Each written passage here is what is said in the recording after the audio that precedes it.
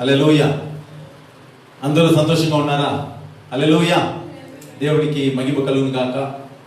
ప్రభు యొక్క మహాకృపను బట్టి మనం మే నెల 2వ ఆదివారం, ఈరోజు 10వ తేదీ, దేవుడు సజీవంగా మనలను నిలబెట్టాడు. సో అందుని బట్టి దేవుడికి స్తోత్రం కలుగును గాక. ఈరోజు మనం ఒక ప్రత్యేకమైనటువంటి విషయాన్ని మనం ధ్యానం చేయబోతున్నాం. ఆదివారం అనగా మనకు జ్ఞాపకమునకు వచ్చేది ఆరాధన. ఆదివారం రాగానే మనకు జ్ఞాపకం వచ్చేది ఆరాధన. అనేక సందర్భములలో మనం ఆరాధన అన్న పదమును మనం ఉచ్చరిస్తూ ఉంటాం కదండి. ఈరోజు ఆరాధనకి పోయినారా అని అంటారు. పాటలలో ఆరాధనకు సంబంధించిన పదములు ఇప్పుడు కూడా మనము అత్యున్నత సింహాసనం మీద ఆసీనుడైన వాడా అని చెప్పి ఆరాధన సంబంధించిన పాట దాంట్లో కూడా ఈ ఆరాధన అనే పదం మనము పదే పదే మనం వాడుతూ ఉంటాం పాటలలో. ఆరాధన మనలో అనేక మందికి ఆరాధన అంటే ఏమిటి అని తెలియదు. దేవుడిని మేము ఆరాధించామండి అని క్రైస్తవులు చెప్తూ ఉంటారు. మీరు ఈరోజు ఎక్కడికి పోయినారు? ఆరాధనకు అంటారు. ఈరోజు ఆరాధన బాగా జరిగిందా అంటారు. సో మనము మాటి మాటికి ఆరాధన ఆరాధన ఆరాధన, వర్షిప్, ఇంగ్లీష్లో దానికి వర్షిప్ అని వస్తాయి, మొక్కుట అని వస్తాయి. సరే, అవన్నీ ఎట్లా ఉన్నా కానీ ఈరోజు ఆరాధనను గురించి మనము స్పష్టంగా ఈరోజు మనం ధ్యానం చేద్దాం. ఆరాధన అంటే ఏమిటి? ఆ ఆరాధనను మనము ఎలా చెయ్యాలి? ఆ ఆరాధనలో ఉన్న భావం ఏమిటి? ఇది అనేక మందికి తెలియదు. నేను ఇప్పుడు ఈరోజు ఆదివారం ఆరాధన గురించి, ఆ ఆరాధనకు మనము సిద్ధపడే విషయాన్ని గురించి ఈరోజు నేను మీతో కూడా మాట్లాడబోతున్నాను. ఆరాధన, ఈ పదం మనం బాగా విడిన పదమే. క్రైస్తవులుగా ఉన్నవారంతా ఆరాధన. ఇప్పుడు అన్య మతంలో ఉండేవాళ్ళు మేము పూజ చేసుకున్నామంటారు. మేమేం చేసుకుంటాము? పూజలు చేసుకుంటాం. వారు చెప్పే పూజలు మనం చేస్తున్న ఆరాధన కాదు. వారు చేసే పూజలు మనం చేస్తున్న ఆరాధన కాదు. మన ఆరాధన వేరు, వారు చేస్తున్న పూజలు వేరు. ఈ పూజ చేయడం అన్నది వారు శరీర ప్రకారంగా విగ్రహమునకు వారు పూజలు చేస్తారు, లేదంటే విగ్రహమును వారు పూజిస్తారు. హల్లెలూయా అని పాడి స్తుతింపను రారే జనులారా, మనసారా ఊరూరా. రారే జనులారా, మనసారా ఊరూరా. హల్లెలూయా అని పాడి స్తుతింపను. పక్కన పక్కన ఏదో ఒకటి పెంచు, అన్నిటిని పెంచు, ఏం పర్వాలేదు. హల్లెలూయా అని పాడి స్తుతింపను రారే జనులారా, మనసారా ఊరూరా. రారే జనులారా, మనసారా ఊరూరా. హల్లెలూయా అని పాడి స్తుతింపను రారే జనులారా, మనసారా ఊరూరా. రారే జనులారా, మనసారా ఊరూరా. పాడి పంటలు దేవుడని కూడు గుడ్డాలిచ్చి పోషించు దేవుడని పాడి పంటలు కూడు గుడ్డాలిచ్చి తోడు నీడగా నిన్ను కాపాడు నాదుడని పూజించి పాటించి చాటించరారే. హల్లెలూయా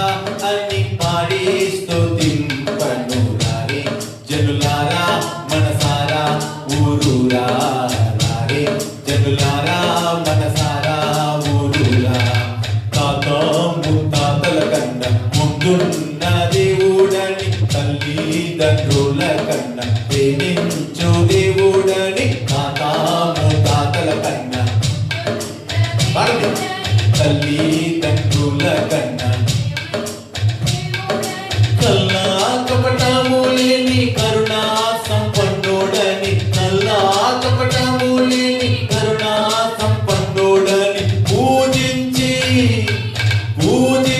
పాటించి చాటించరారే, హల్లెలూయా అని పాడి స్తుతింతును రారే.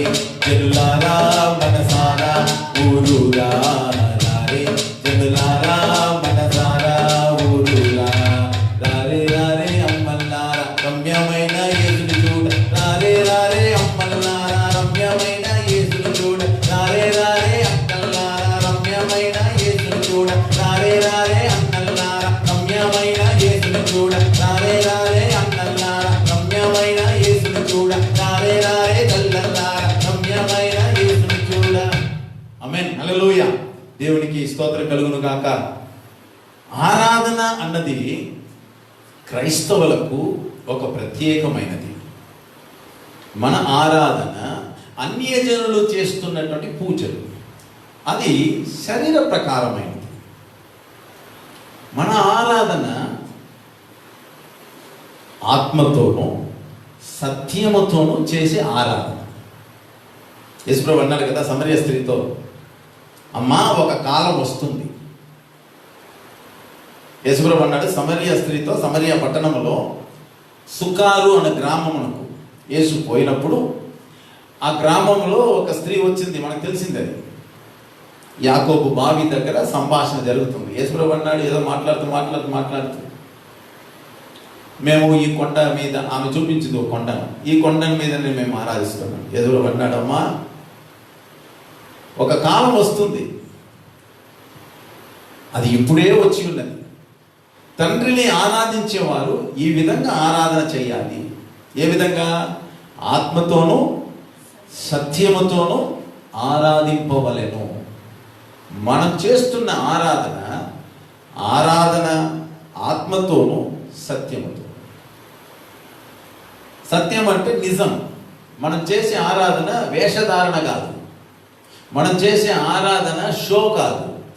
మనం చేస్తున్న ఆరాధన నిజమైనది, సత్యమైనది, యథార్థమైనది. ఆమేన్, హల్లెలూయా. వేషధారణ ఆరాధన మనం చెయ్యట్లేదు. అన్యులు ఏం చేస్తారు? మనుషుల ముందర వేషధారణమైన పూజలు వాళ్ళు చేస్తారు.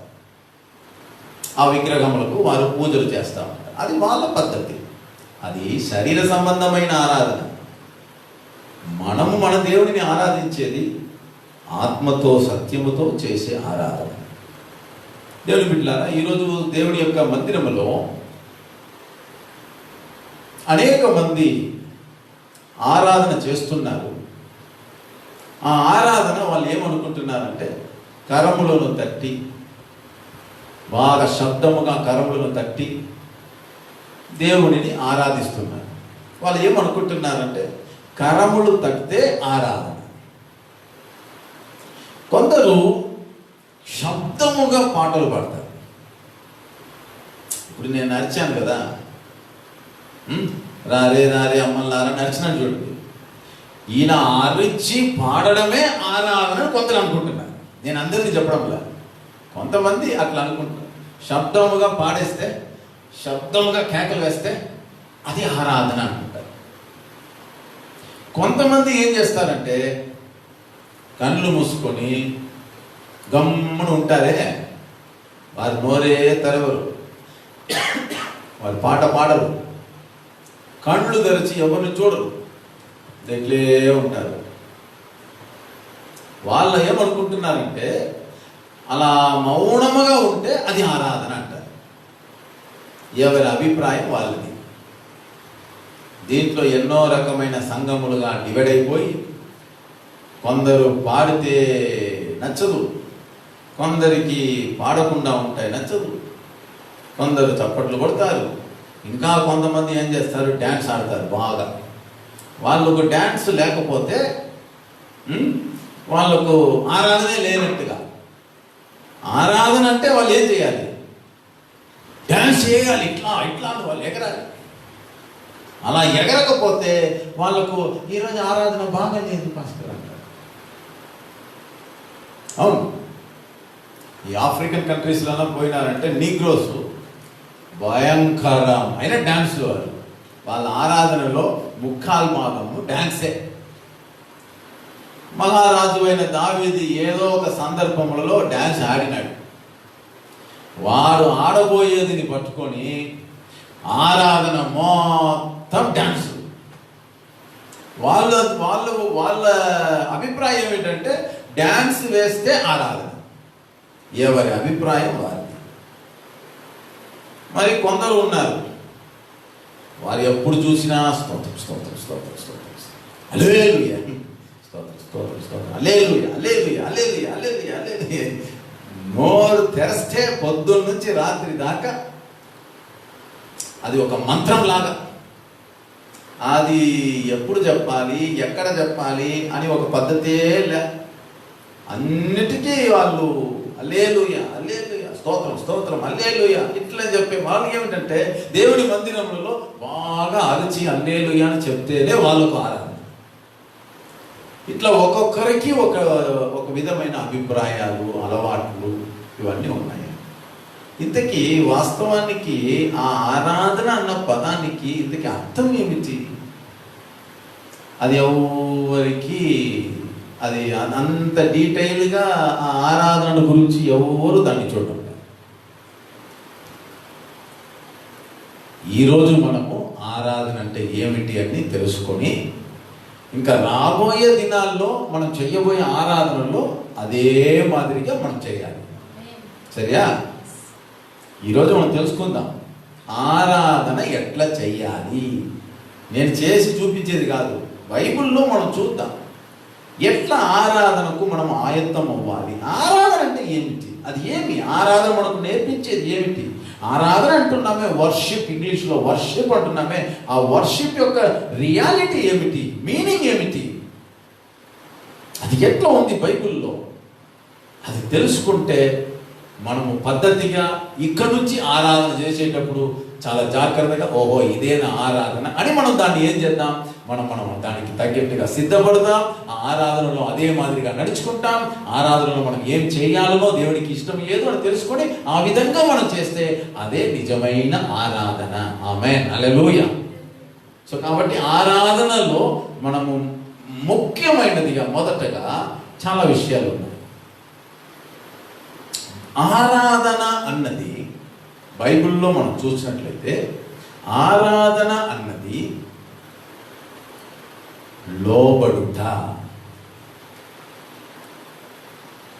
మనలను దేవునికి లోబడుట, లోపరచుకొనుట. ఇంగ్లీష్లో దానికి ఏం చెప్పబడుతుందంటే సబ్మిషన్.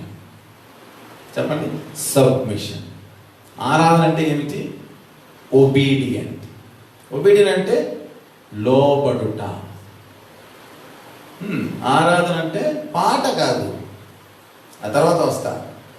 ఆరాధన అంటే చప్పట్లు కొట్టేది కాదు, ఆరాధన అంటే మోకరించడం కాదు, ఆరాధన అంటే లోబడుట.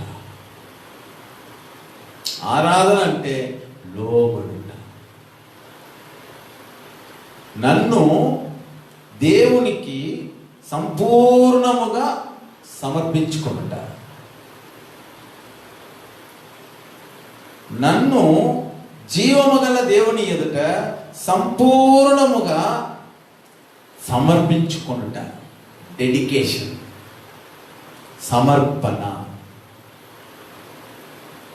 చాలా ఉన్నాయి.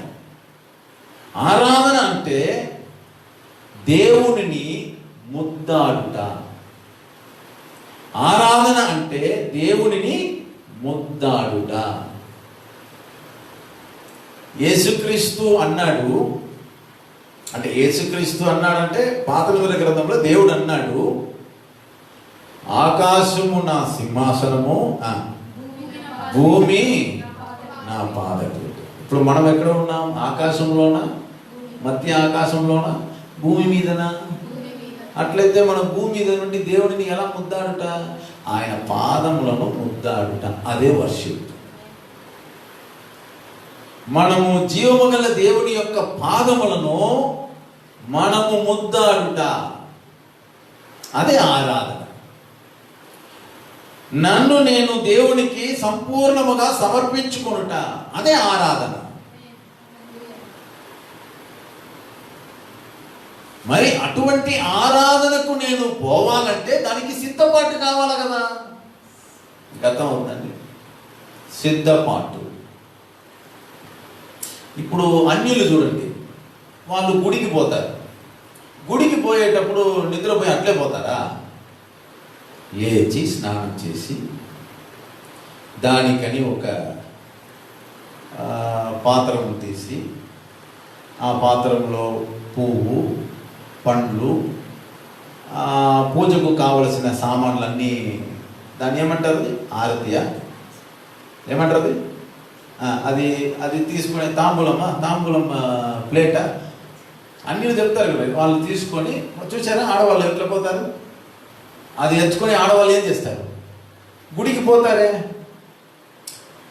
మీరు ఇవన్నీ చూశారు కదా.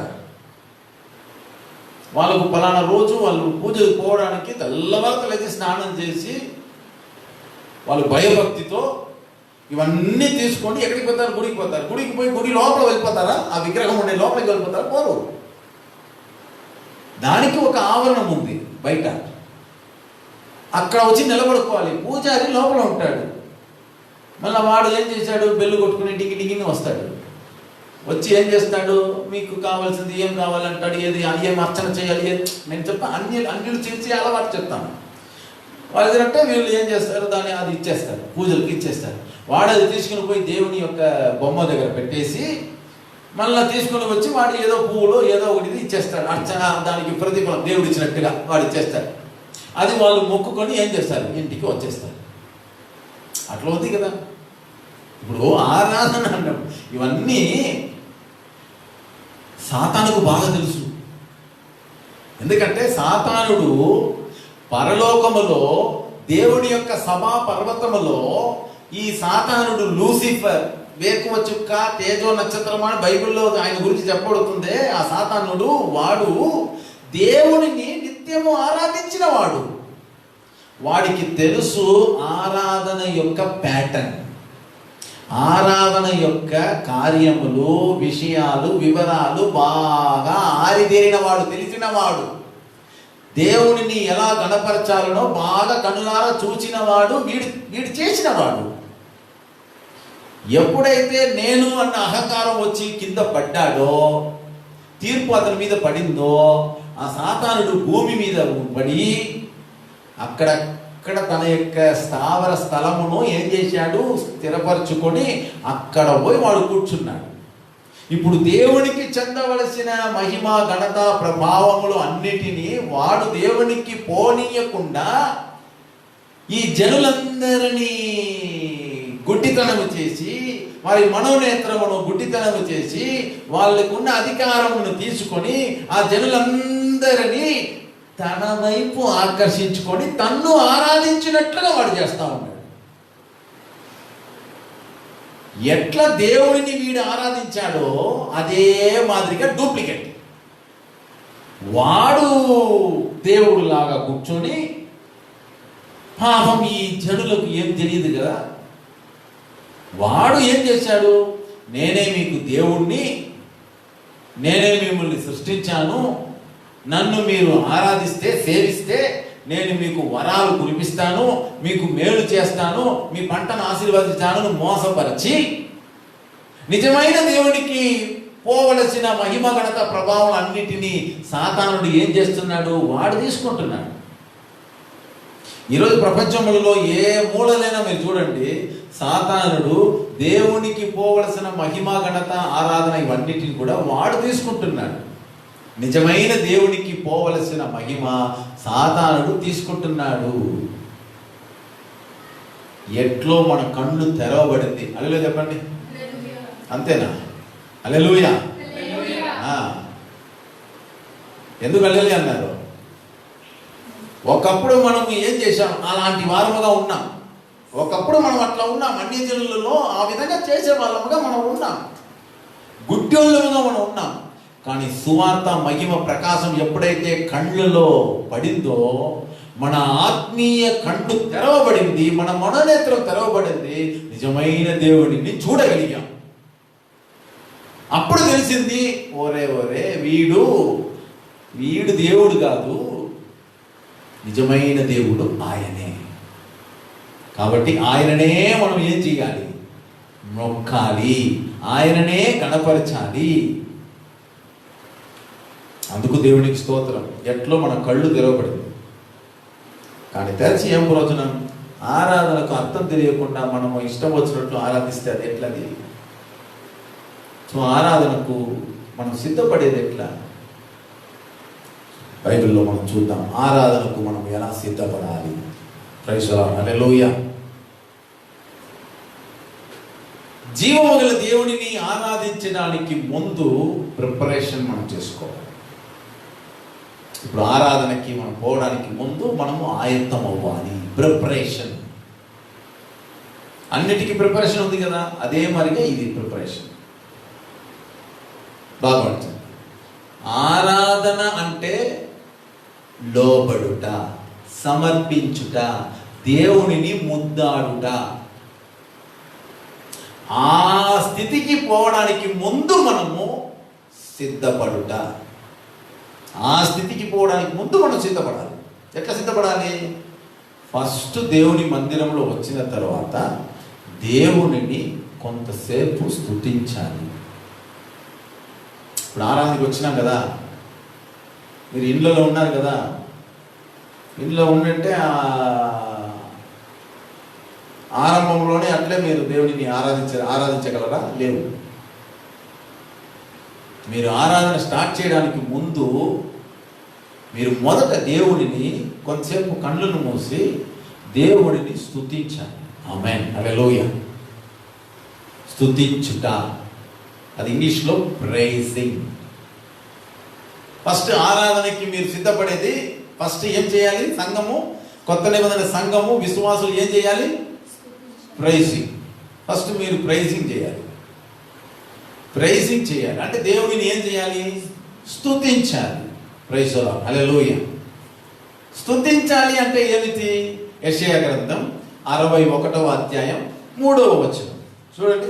యెషయా గ్రంథం 61 3వ వచనం. సియోనులో దుఃఖించు వారికి ఉల్లాస వస్త్రములు ధరింపజేయుటకును, బూడిదకు ప్రతిగా పూదండను, దుఃఖమునకు ప్రతిగా ఆనంద తైలమును, భారభరితమైన ఆత్మకు ప్రతిగా అంటే బదులుగా స్తుతి వస్త్రమును వారికిచ్చుటకును ఆయన నన్ను పంపి ఉన్నాడు. ఆమేన్, హల్లెలూయా. దేవుని బిడ్డలారా, మీకు అర్థమైందండి? యెషయా గ్రంథం 61 3వ వచనములలో సియోనులో దుఃఖించు వారికి, సియోన్ అంటే యెరూషలేము. యెరూషలేముకు ఇంకొక పేరు సియోన్. యెరూషలేము, సియోన్ అంటే సంఘము, రక్షింపబడిన దేవుని బిడ్డలు అని ఆత్మీయార్థం. దేవుని బిడ్డలారా, సియోనులో దుఃఖించు వారికి ఉల్లాస వస్త్రమును ధరింపచేయుటకును, బూడిదకు ప్రతిగా పూదండను బొకే ఇచ్చుటకును, దుఃఖమునకు ప్రతిగా ఆనంద తైలమును, భారభరితమైన ఆత్మకు అంటే నలిగిపోయిన ఆత్మకు, నలిగిపోయిన కృషించిపోయిన భారభరితమైన ఆత్మకు ప్రతిగా స్తుతి వస్త్రమును. అంటే దేవుడు భారభరితమైన ఆత్మకు ప్రతిగా స్తుతి ఆత్మను అని అర్థం. స్తుతి అన్నది అది మనకు దేవుడిచ్చే ఆత్మ. ఎవరైనా వారు దేవుడిని స్తుతించలేరు. దేవుని బిడ్డలారా బాగా ఉంచండి. ఎవరైనా దేవుడిని స్తుతించంటే అంత ఈజీగా స్తుతించడానికి రాదు. ఒక విశ్వాసి నోట్లలో స్తుతి రావాలంటే ఆ విశ్వాసి మీదకి పరిశుద్ధాత్మ రావాలి. పరిశుద్ధాత్మ వచ్చినప్పుడు మనలో ఉన్న ఆత్మ ఉంది కదా, మనలో ఉన్న ఆత్మ, మనిషికి ఆత్మ ఉంది కదా. యేసయ్య అన్నాడు కదా, ఆత్మతోనూ సత్యముతోను. ఆత్మ అంటే ఏ ఆత్మ? కొంతమంది పరిశుద్ధాత్మ అని అనుకుంటున్నారు. ఆ ఆత్మను కాదు, ఆత్మతోనూ సత్యముతోను. మనము మన ఆత్మతోనూ సత్యము నమ్మకముతోనూ నీతికి నిజాయితీకి కట్టుబడిన వారముగా యథార్థముగా దేవునిని ఆరాధించడం. అందుకే అక్కడ ఆత్మతోనూ, స్పిరిట్ అన్నది మన స్పిరిట్. అది ఇప్పుడు మన ఆత్మ మన శరీరంలో ఉంది కదా. ఈ మన శరీరంలో ఉన్న ఆత్మలో పరిశుద్ధాత్మ రావాలి. పరిశుద్ధాత్మ మన ఆత్మలో వచ్చేటప్పుడు మనం ఏం చేస్తాము? స్తుతిస్తున్నాం. ఆమేన్, హల్లెలూయా. భారభరితమైన ఆత్మకు బదులుగా ప్రతిగా దేవుడు స్తుతి ఆత్మను, అక్కడ వస్త్రమును ఉంది, స్తుతి ఆత్మను. భారభరితమైన ఆత్మకు ఆపోజిట్ వేడి ఏమిటి? స్తుతి ఆత్మ. ఆత్మ ఉన్నవారే దేవుడిని స్తుతిస్తారు. దేవుడు వింటారా? దేవుడు మనకు ఒక ప్రైజింగ్ స్పిరిట్ను దేవుడు మనకు ఇస్తున్నాడు. అదే బైబిల్ చెప్తుంది. కొంతమంది దేవుడిని మందిరంలో రాగానే దేవుడిని స్తుతించడం ప్రారంభిస్తాడు. ప్రభువా నీకు స్తోత్రం, దేవా నీకు స్తోత్రం. అదే కొంతమందికి నోరులో రానే రాదు. మీరు గమనించి చూడండి. ఇప్పుడు కూడా మీరు మీ ఇంటిలో ఈ కార్యక్రమం మీరు చూస్తున్నారు కదా, మీలో ఎంతమంది దేవుడిని స్తుతించారు? మీలో ఎంతమంది పాటలు పాడారు? మేము పాడాము. మీకోసం మేము పాడలే, దేవుని కోసం మేము పాటలు పాడాము. మీకు అది టెలికాస్ట్ అయ్యింది అంతేగాని మీరు ఏదో ప్రేక్షకులాగా మీరు ఉండి మమ్మల్ని చూడడానికి మేము ఇక్కడ పాడలే. మేము దేవునికంటూ మేము పాడాము. అర్థమైందండి? సంతోషంగా పాటలు పాడాము. ప్రభువా నీవు నన్ను ఈ వారమంతా కాపాడినావే, ఈ వారమంతా మాకు మేలు చేసినావే, మాకు సుఖ సౌఖ్యములు ఇచ్చినావే అని ఆ యొక్క దేవుడు చేసిన ఉపకారమును తలంచుకొని మేము పాటలు పాడాము. ఏదో మీరు మమ్మల్ని మెచ్చుకోవాలనియో లేదా మీరు మమ్మల్ని పొగడాలనియో మేము పాటలు పాడాలా, యాక్షన్ చేయలే. మేము దేవుడిని ఆరాధించాం, దేవునికి స్తుతి చెల్లించాం, దేవుడికి పాటలు పాడాం. అలాగే మీరు కూడా మీ ఇళ్లలో మాతో కూడా కలిసి అలా చేసినారా? ఇంతవరకు అలా చేయకపోతే ఇంకా రాబోయే వారం నుంచి మీరు అలా చేయండి. మనమందరం దేవుడిని స్తుతించామంటే అన్ని నోరు దేవుడిని స్తుతించాలి. స్తుతింపని నోరు దానికి జీవమే లేదు. విశ్వాసులు మొదట స్తుతించడానికి వారు ఏం కావాలి? సిద్ధంగా ఉండాలి. అట్లయితే వారు రక్షింపబడిన వారైతే రక్షణ ఆనందం దేవుడు ఉంచి ఉన్నాడు. వారు ఆ యొక్క స్తుతి ఆత్మతో నిండిన వారై దేవుడిని వారు ఏం చేస్తారు? ప్రైజింగ్. ప్రతిసారి ఫ్యామిలీ ప్రేయర్ మీటింగ్ను మీకు వాట్సాప్ గ్రూప్లో టైప్ చేసి పెట్టేటప్పుడు ప్రైజ్ అండ్ వర్షిప్ అని ఎందుకు టైప్ చేస్తున్నాను? ప్రైజ్ అండ్ వర్షిప్ చదవడానికా పాస్టర్ టైప్ చేస్తున్నాడు? ప్రైజ్ అండ్ వర్షిప్ను చూడడానికా? మీరేం చేయాలి? అది చూడగానే మీరు ప్రారంభంలో మీరు అలా స్టార్ట్ అయిపోవాలి. కన్నులు మూసుకొని దేవుడిని స్తుతించాలి. సో స్తుతి అన్నది అది ఒక ఆత్మ. ఏ ఆత్మ? మనలో ఉన్న ఆత్మలో పరిశుద్ధాత్మ రావాలి. ఆమేన్, హల్లెలూయా, దేవునికి స్తోత్రం. సో స్తుతించడానికి we need spirit. పరిశుద్ధాత్మ లేకుండా మనం స్తుతించలేము. కావాలంటే చూడండి, ఏదో బ్రదర్ సిస్టర్ దేవుడిని స్తుతించని చెప్పి చూడండి, నోరే రాదు. చూడండి, మనలో అనేక మంది క్రైస్తవులు నోరు తెరవకుండా ఉన్నాము. పనికిరాని మాటలు మాట్లాడుతూ, వాళ్ళని వీళ్ళని దూషించుకుంటూ, విమర్శించుకుంటూ, ఎగతాళం చేసుకుంటూ, గేలీలు చేసుకుంటూ, తిట్టుకుంటూ, ఈ నోరును దేవుడు దేనికి ఇచ్చాడు? ఈరోజు ఆదివారం తెలుసు కదా, ఎవరు బయటకి పోకూడదని మనకు గవర్నమెంట్ ఆర్డర్ ఇచ్చింది కదా. ఇన్ని చెప్పి కూడా కొంతమంది విశ్వాసులు చూడండి ఆరాధన చేయట్లేదు. కొంతమంది పనులోని చెప్పుకొని ఆడ ఈడ ఇప్పుడు కూడా తిరుగుతూనే ఉన్నారు. మళ్ళా మాకు పనులే లేదు అంటారు మీరు. అందుకే దేవుడు పని పాటలన్నీ నిలిపేశాడు. దేవుడు కొంతమంది ఆరాధనను ఎగరగొట్టేశారు కాబట్టి గమనించండి దేవుని బిడ్డలారా. కొంతమంది, నేను అందరూ చెప్పడం వల్ల, కొంతమంది ఆరాధనకు రాకుండా ఎగరగొట్టేసి ఊరికే పని అని చెప్పుకుంటూ తిరిగిన వాళ్ళకి దేవుడు ఈ 50 దినములు ఇంటిలోనే పడజేశాడు. సంపాద్యం లేవు, ఏమీ లేవు. ఏం చేసుకుంటారో చేయండి. ఈ 50 దినములు అయినా కానీ కూడా కొందరు ఇంట్లో ఉండరు. చూడండి, మీరు కాస్త కొంచెం ఆలోచన చెయ్యండి. నా మీద కోపపడకండి, నాకెందుకులండి. దేవుని బిడ్డలారా, జీవము గల దేవుడిని ఆరాధించకుండా ఎన్ని ఆదివారాలు మీరు మిస్ అయ్యారు? కుటుంబ వ్యవహారాలని చెప్పుకొని ప్రయాణం చేశారు. ఇప్పుడు ఏమంటున్నారు? మాకు ఆరాధన లేకుండా దేవుడే చేశారు అంటే దేవుడి మీద నింద. దేవుడు ఆరాధనకి రాకుండా దేవుడు చేయలేదమ్మా. మీరు ఎన్నోసార్లు ఆరాధనని ఎగరగొట్టేశారు. ఇప్పుడు అంటున్నారు దేవుడి మందిరానికి పోవాలి. అదెట్లా? రేపే ఆరాధన చేసుకోండి గవర్నమెంట్ ఆర్డర్ ఇచ్చినా మీరు వస్తారా? అదే తప్పుడు పనులే చేస్తారు మీరు.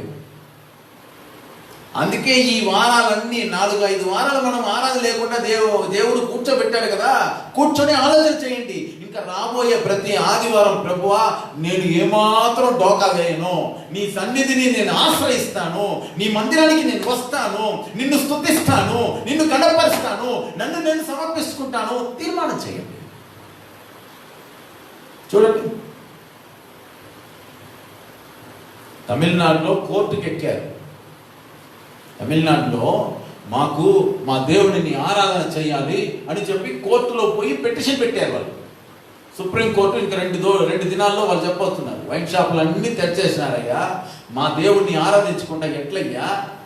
వైన్ షాపుకు మాత్రం మీరు క్యూలో నిలబెడితే చేస్తున్నారు, మా దేవుడిని ఆరాధించకపోతే ఎట్లా? అది మాకు ఒక సమాధానం చెప్పండి అని చెప్పి సుప్రీంకోర్టులో వాళ్ళు ఫైట్ చేశారు. ఇంకా 2 రోజుల్లో తీర్పు రాబోతుంది. ఆ తీర్పు కనుక అనుకూలంగా వచ్చినట్లయింది అనుకోండి, అన్ని చర్చస్ తెరుచుకుంటారు. కానీ ఇక్కడ ఒక సమస్య ఏమిటంటే, నువ్వు వస్తావా? అప్పుడు చూడండి, ఆదివారమే పడిపోతావు నువ్వు. నిన్నే చెప్తున్నా, ఆదివారం నువ్వు ఎగరగొట్టేస్తావు నువ్వు. కానీ ఇప్పుడు ఆదివారం కూర్చుంటున్నావు ఇంటికాడ. ఇప్పుడు నువ్వేమంటున్నావు? మందిరానికి పోవాలి అంటున్నావు, కానీ పోనీయకుండా పరిస్థితి. అందుకే నేను ఎన్నోసార్లు చెప్పాను, బాగా ఉండేటప్పుడే మందిరానికి రండి, కష్టకాలం రాకముందే మందిరానికి రండి, దేవుడిని ఆరాధించండి, వాక్యం వినండి. దేవుని బిడ్డలారా, స్తుతి అన్నది ఆరాధనకు మొదటి మెట్టు, ఫస్ట్ స్టెప్. మీరు ఎత్తి పెట్టడానికి ఇంకా ఆరాధన అక్కడ ఉంది. ఆరాధన అంటే నిన్ను నువ్వు పూర్తిగా లోపరుచుకుంటా, నువ్వు పూర్తిగా దేవునికి లోబడుట. ఆ స్థితికి పోవాలంటే ఫస్ట్ మెట్లో మీరు కాలు పెట్టాలి. అంటే మొదటి మెట్టు ఏమిటి? ఆత్మలో స్తుతించుట. అంటే దేవుడిని నువ్వు ఏం చేయాలి?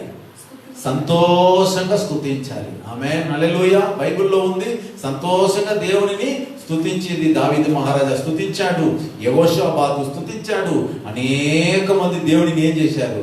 స్తుతించారు. స్తుతించండి. విశ్వాసులకు నేర్పించవలసిన అవసరమే లేదు. సో దేవుడిని మనం ఏం చేయాలి? స్తుతించాలి. ఆమేన్. రెండవది, స్తుతి అన్నది రెండవది మీనింగ్ ఏమిటంటే, స్తుతి అన్నది వస్త్రము. స్తుతి అన్నది ఏమిటి చెప్పండి? వస్త్రము. అదే యెషయా గ్రంథం 61:3 చూడండి. భారభరితమైన ఆత్మకు ప్రతిగా స్తుతి వస్త్రమును వారికి ఇచ్చుటకు. స్తుతి అన్నది ఒక వస్త్రం, డ్రెస్. ఇప్పుడు చూడండి, నేను ఇప్పుడు డ్రెస్ వేసుకున్నా, నేను షర్ట్ వేసుకున్నాను కదా, కనిపిస్తుందా? ఇప్పుడు నా డ్రెస్ నీకు కనబడకుండా నేను ధరించుకోగలనా? ఎవ్వరూ ధరించుకోలేరు. అట్లా మనము లోపల వేసుకుంటున్నామే బనియను, ఇన్నర్ వేర్, అది లోపల ఉండేది, అది కంటికి కనబడకుండా పోవచ్చు. ఇప్పుడు ఈ షర్ట్ ఉంది కదా, ఇది మీకు కనబడుతుంది. ఈ షర్ట్ లోపల నేను బనియన్ వేసుకుంటున్నా, ఆ బనియన్ మీకు కనబడలా, దానిని ఇన్నర్ గార్మెంట్స్ అంటాం. లోపల ఉండే మరుగైన వస్త్రం. అది లేదు ఇక్కడ చెప్పేది. స్తుతి అన్నది బయట కనబడుతున్న వస్త్రం. ఇప్పుడు స్త్రీలు శారీ కట్టుకుంటారే, అప్పుడు శారీ కదా కనబడుతుంది. కమలక్క మీ శారీ భలే బాగా ఉంది, శారీ ఎంత రేటు అక్క అని అంటే కమలక్క చెప్తాది 10,000 రూపాయలని. ఎందుకంటే 10,000 రూపాయలు ఆ చీర బాగా కనబడింది కాబట్టి అది. అందుకని దేవుడు స్తుతి అన్నది మనము లోపల మింగేది కాదు, నోరు అట్లా ఉండేది కాదు. స్తుతి అంటే అది బయట కనబడే వస్త్రం. అది స్తుతి అన్నది నువ్వు నోరు తెరించి నువ్వు చెప్పాలి, నువ్వు దేవునిని పొగడాలి, నువ్వు దేవునిని మహిమపరచాలి. మనకి ఎప్పుడైతే వాట్సాప్ వచ్చిందో అన్నీ అయిపోయిందంటే అంతా సైలెంట్ అయిపోయింది. మనం టైపింగ్ చేసుకుంటూ గమ్మున ఉండిపోతాం. గ్లోరీ టు గాడ్ అన్నది అంటే నోట్లో చెప్పేది ఎట్లా ఉంటుంది?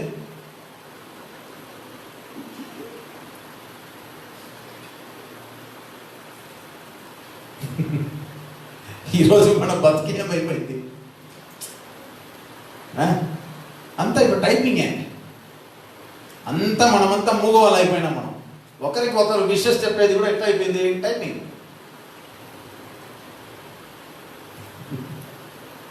ఏమైంది ఇది?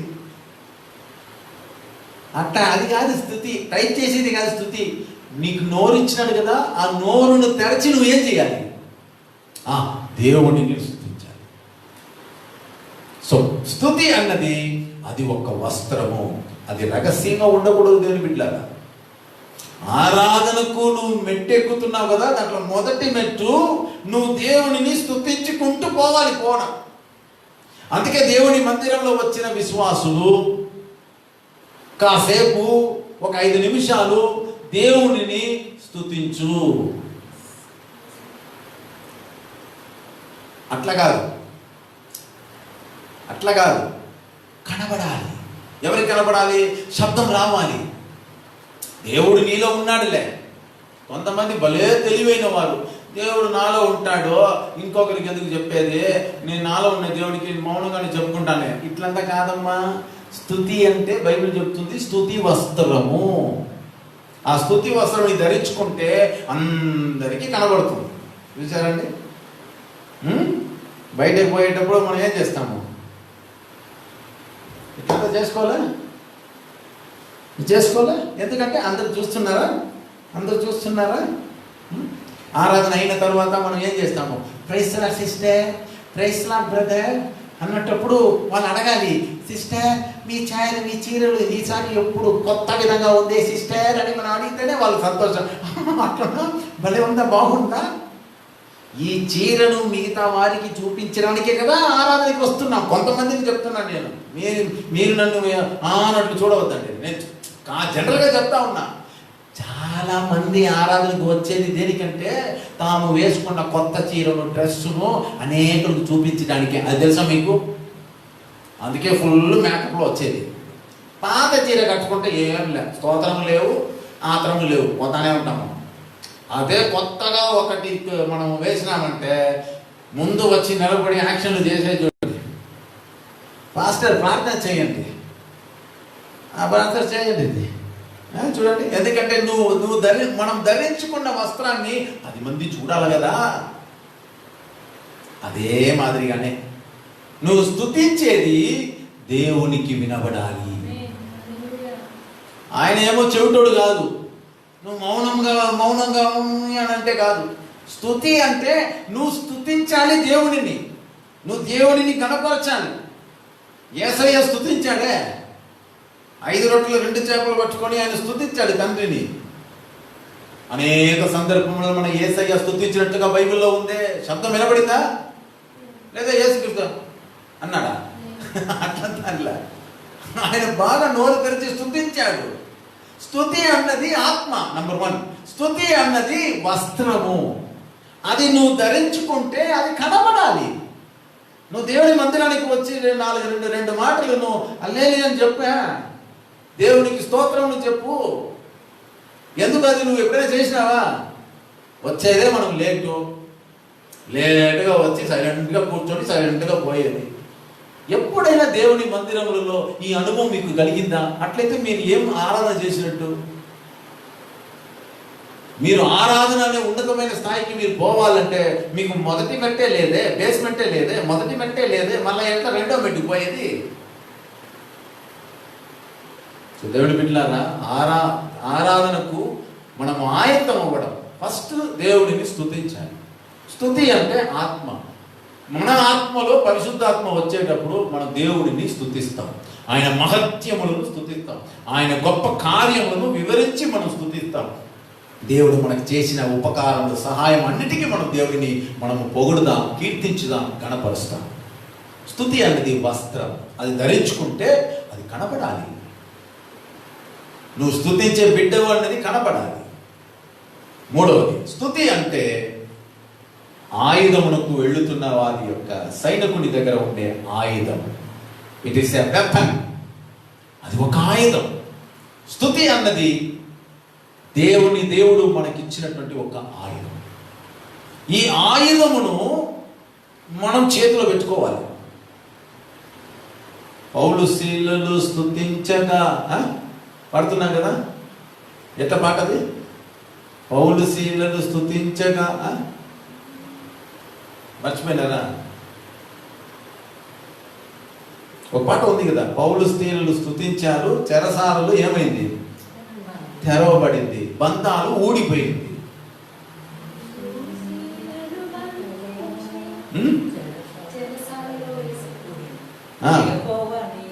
మర్చిపోయినారా? యెహోవా నీ నామము కాదు,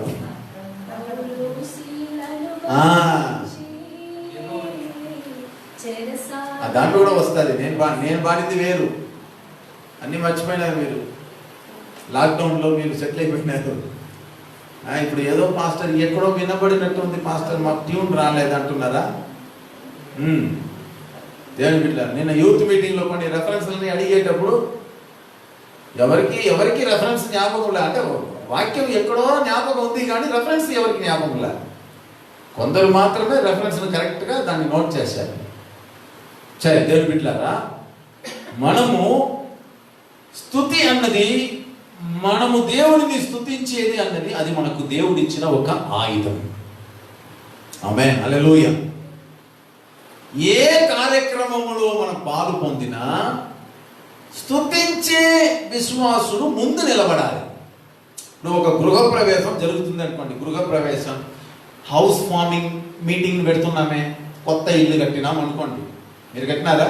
కొత్త ఇల్లు కడితే డెడికేషన్ చేస్తాం కదా, హౌస్ డెడికేషన్ లేదా చర్చ్ డెడికేషన్. ఇట్లాంటి కార్యక్రమాలు చేసేటప్పుడు ముందు ఎవరు నిలబడాలి తెలుసా?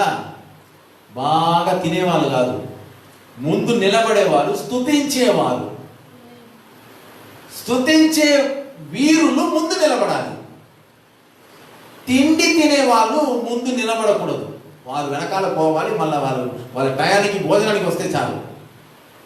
ప్రైజ్ ది లార్డ్, హల్లెలూయా. దేవుని బిడ్డలారా, బాగా గమనించండి.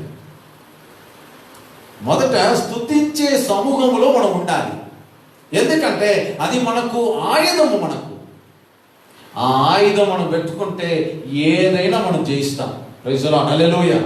పౌలు శీలను స్థెరసాలలో స్తుతించారు. అపోస్తల కార్యం 16వ అధ్యాయంలో మీరు చదవండి. అక్కడ ఉంది వాక్యంలో, పౌలు స్త్రీలను అర్ధరాత్రి వేళ స్తుతి పాట పాడారు. దాని ఫలితము సంఖ్యలన్నీ ఊడిపోయినాయి. అట్లయితే స్తుతి ఎంత పవర్ఫుల్లో మీరు చూడండి. పౌలు దగ్గర గన్ను లేదు, బాంబు లేదు. పౌలు దగ్గర ఉండేదంతా ప్రైజింగ్, దేవుని స్తుతించే ఆయుధం, దేవుడిని స్తుతించే వస్త్రం, దేవుడిని స్తుతించే ఆత్మ. అది మాత్రం పౌలు దగ్గర ఉన్నది కాబట్టి పౌలు ఆ అర్ధరాత్రిలో నెమ్మదిగా స్తుతి పాట పాడుతూ ఉన్నాడు. వాడు స్తుతిస్తున్నాడు. స్తుతించుచు ప్రార్థించుచు అని బైబిల్లో రాయబడింది. ఏం జరిగింది? అద్భుతం జరిగింది. ఆమేన్, హల్లెలూయా. మీరు బైబిల్లో గమనించినట్లయితే 2 దినవృత్తాంతములు 20వ అధ్యాయం 22వ వచనం చూడండి. 2 దినవృత్తాంతములు 20వ అధ్యాయం 22వ వచనం.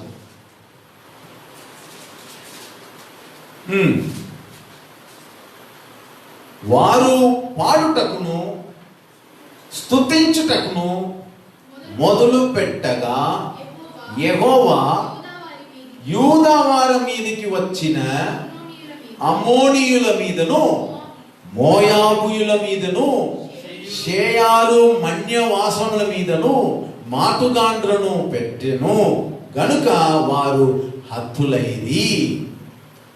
హతులైరి నాశనమైరి. ఇక్కడ యూదా ప్రదేశమునకు ఒక రాజు ఉన్నాడు. ఆ రాజు పేరు యెహోషాబాతు. చెప్పండి, యెహోషాబాతు. ఈ యెహోషాబాతు రాజు యూదా ప్రాంతానికి రాజుగా ఉన్నాడు. వీడికి 3 శత్రువులు ఉన్నారు. ఎంతమంది శత్రువులు? 3 శత్రువులు. నంబర్ 1 శత్రువు ఎవరంటే అమ్మోనీయులు. నంబర్ 2 రెండవ శత్రువు మోయాబీయులు. 3వ శత్రువు షేయారు మన్యవాసుల మీద మాటుగాండ్రు. 3 విధమైన శత్రువులు యెహోషాబాతుకు ఉన్నారు. కాబట్టి యెహోషాబాతు ఈ 3 శత్రువులను గెలవడానికి యెహోషాబాతు దగ్గర ఆయుధం ఏది ఉండింది తెలుసా? ఏముండింది? స్తుతించుటకును. ప్రైజ్ ది లార్డ్, హల్లెలూయా. యెహోషాబాతు ఏం చేశాడు? బాంబు వేసినాడా? శత్రువులను చెప్పడానికి గుర్రములను పంపినాడా? శత్రువులను చెప్పడానికి ఖడ్గముతో ఫైట్ చేయండి అన్నాడా? ఏమిలా. యెహోషాబాతు ఒక మంచి టీంను సెట్ చేశాడు. స్తుతించే గుంపును సెట్ చేశాడు. బైబిల్ చెప్తుంది, వారు పాడుటకును స్తుతించుటకును. ఉందా? అట్లయితే నువ్వు స్తుతి పాట పాడుకుంటే నీకు విజయం వచ్చేస్తుందా? వస్తుంది. దేవుని బిడ్డలారా, దేవుడిని స్తుతించు. కరోనా వైరస్ నాశనం అవ్వాలంటే దేవుడిని ఏం చేయి? స్తుతించు. అదే యాంటీబయాటిక్. విశ్వాసికి అదే మందు. విశ్వాసి దేవుడిని స్తుతిస్తే చాలు, కరోనా వైరస్ నీ ఎద్దకు రానే రాదు. నువ్వు దేవుడిని స్తుతించు. దివారాత్రము దేవుడిని స్తుతించి చూద్దాం. డే అండ్ నైట్ దేవుడిని స్తుతించు. నీ జీవితంలో స్తుతి ఉందా? స్తుతి అనే ఆత్మ నీలో ఉందా? స్తుతి అనే వస్త్రం ఉందా? స్తుతి అనే AK-47 ఉందా? AK-47 అంటే ఒక ఏం చెప్పేది, ఒక సెకండ్లో 47 బుల్లెట్లు వస్తుంది బయట. 47 బుల్లెట్స్. అందుకే AK-47 దాని పేరు. మన దగ్గర AK-47 లేవు, పెద్ద గన్ను లేవు, ఏమీ లేవు, బుల్డోజర్ లేదు, JCB లేదు, ఏమీ లేదు. మన దగ్గర ఉండేది ఏది? ప్రైజ్. ఆమేన్, హల్లెలూయా. మనలో ఉండేది ఏమిటి? స్తుతి.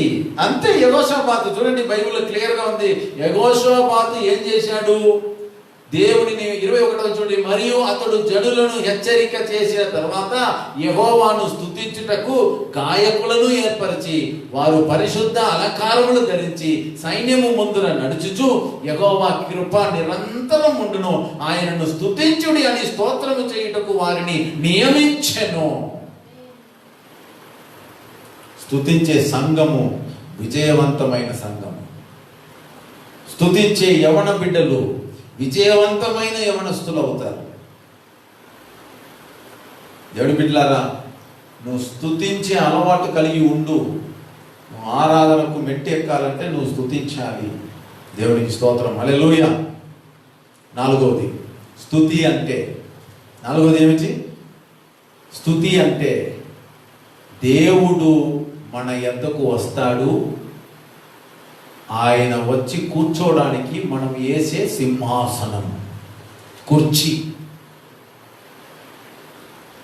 సడన్గా మీ ఇంటికి జగన్మోహన్ రెడ్డి వచ్చినాడు అనుకోండి, రాడు, వచ్చాడని ఊహించండి. మీరు బాగా నిద్రపోతా ఉన్నారు అనుకోండి, మీరుంట తెల్లవారితో బాగా నిద్రపోతామండి, టక్కును జగన్మోహన్ రెడ్డి మీ ఇంటికి వచ్చినాడు. ఎట్లా ఉంటుంది నీ పరిస్థితి?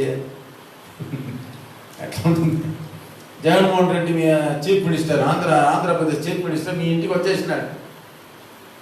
నువ్వు ఏం చేస్తావు? జగన్మోహన్ రెడ్డిని రండి చీఫ్ మినిస్టర్ అయ్యగారిని పోతావా? పరిగెత్తావు బాత్రూమ్కి పోయి ముఖం కడుక్కొని భద్రాగా పళ్ళు తోముకొని సోపు ఉంటే నన్ను చేసుకొని నగరగా లేకుండా చేసుకొని ఫస్ట్ రూమ్లో విజిటింగ్ రూమ్లో ఏం చేస్తావు? చీఫ్ మినిస్టర్ వచ్చారా, మంచి ఒక కుర్చీ వేయరా, మీ ఇంటిలో ఉన్న బెస్ట్ చైర్ను ఒకటి సిద్ధపరచరా? జగన్మోహన్ రెడ్డి కింద కూర్చుంటాడా? అవునండి, ముఖ్యమంత్రి వచ్చినాడే కింద కూర్చోబెట్టారు. మీ ఇంటిలో ఉన్న బెస్ట్ చైర్, మీ ఇంటిలో ఉన్న అధ్యక్షులు కూర్చోడానికి మీరు ప్రత్యేకముగా ఒక చైర్ను మీ విజిటింగ్ రూమ్లో పెడుతుంటారే, దానికి బాగా తుడిచి గిడిచి అని పెట్టి దాని మీద ఏదైనా దిండులు పెట్టి బాగా కుషన్ లాగా, ఎందుకంటే ముఖ్యమంత్రి కూర్చోవాలి. అట్లా వేయరు కదా? వేస్తారా లేదా? అట్టనే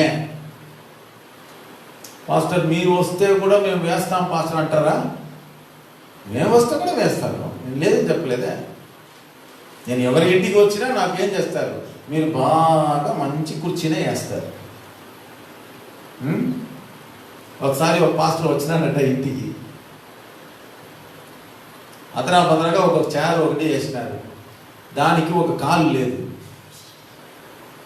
చెప్తాను, మళ్ళీ నన్ను అడగకూడదు, పాస్టర్ ఎప్పుడైనా మీకు ద్రోహం చేసినా మీరు ఏమమ్మా చెప్పినారని. నేను చెప్తా ఉన్నా, పాస్టర్ పోయినాడట, అది నేను కాదులే, నేను వస్తే 4 కాళ్ళు ఉండే చైర్ పెడతారు. చెప్తా ఉన్నాను, ఏదో అవసరంలో తొందరలో వారు 3 కాళ్ళు ఉన్న కుర్చీలు వేసేసింది. పాస్టర్ వచ్చి కూర్చున్నాడు, ఢమాలు పడిపోయింది. అవమానపరిచినట్టు కదా, అవమానపరిచినట్టు కదా. పాస్టర్ అధ్యక్షుడే కదా, చీఫ్ మినిస్టర్ కన్నా గొప్పవాడు సేవకుడు. ఆ సేవకుడు వచ్చేటప్పుడు మీరు ఎట్లాంటి కుర్చీ వేయాలి? 3 కాళ్ళు 2 కాళ్ళు, మళ్ళీ ఆ కుర్చీ కింద డబ్బాలు పెట్టి ఇవన్నీ. ఇక్కడ స్తుతి అన్నది దేవుడు కూర్చోవలసిన సింహాసనం. నువ్వు స్తుతించావు అనుకో, పరలోకము నుండి దేవుడు వచ్చేస్తాడు నీ అంతకి. అదేలే చెప్పండి, నన్ను ఏమి ఇట్లు చూస్తా ఉన్నారు మీరు?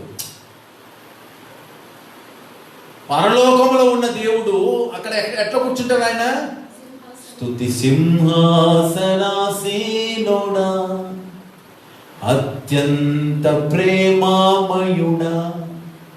పడతా ఉన్నా కదా, స్తుతి సింహాసనాసీనుడా, అత్యంత ప్రేమామయుడా. ఆ గొప్ప దేవుడు సింహాసనం మీద కూర్చుంటే, ఆ సింహాసనమును విడిచి నువ్వు స్తోత్రం స్తోత్రం ఎప్పుడైతే నువ్వు ఇంటిలో మొదలు పెట్టావో, చిన్న గుడిసెలో నుండి నువ్వు స్తుతించడానికి ప్రారంభించావో, ఆ మహోన్నతుడు, ఆ తేజోమయుడు, గొప్పవాడు, సమీపించడానికి తేజస్సులో ఉన్నవాడు నీ వద్దకు వచ్చేస్తాడు. అయ్యో నా బిడ్డ నన్ను గురించి ఏం చేస్తున్నాడు, ఏదో పొగుడుతున్నాడు, నేను పోయి పోతానంటే వచ్చేస్తాడు. అలా నీ దగ్గరకు వచ్చేస్తే స్తుతి అనే సింహాసనం నువ్వు వేస్తుంటే ఆయన కూర్చుంటాడు నెమ్మదిగా. పొగడరా నాయన. దేవుని బిడ్డలారా, స్తుతి అంటే మీరు ఏమనుకున్నారు? దేవునికి సింహాసనం వేసి కూర్చోబెట్టేది స్తుతి. కొంతమంది స్తుతించకుండా డైరెక్ట్గా పాట పాడేస్తారు. అట్లయితే దేవుడు వాకిట కాడ నిలబడుకుంటాడు. ఇంటికి వచ్చే వారికి మీకు మనకు ఒక అలవాటు ఉంది కదా, ఇంట్లో వచ్చిన వారికి ఒక గ్లాస్ నీళ్లు ఇవ్వాలి. అది మన సంస్కారం. అది ఇంటికి వచ్చిన వాడికి వాడికి మొదట ఏం చేయాలి? మన ఇంట్లో నుంచి ఒక మంచి నీళ్ళు ఒక గ్లాస్ ఇవ్వాలి. అది మన సంప్రదాయం. అట్లయితే మహోన్నతుడైన దేవుడు నువ్వు స్తుతించడానికి ప్రారంభిస్తే ఆయన మీ ఎదుట ఉంటాడు.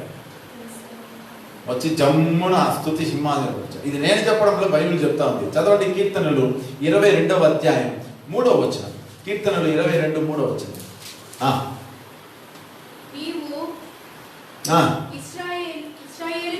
నీవు ఇశ్రాయేలు చేయు దేని మీద? స్తుతి అంటే కుర్చీ. యేసయ్య ఇశ్రాయేలీయులు చేయు స్తోత్రముల మీద, అట్లయితే ఆ కుర్చీ మీద. మీకు అర్థమైందండి ఆ వాక్యాన్ని?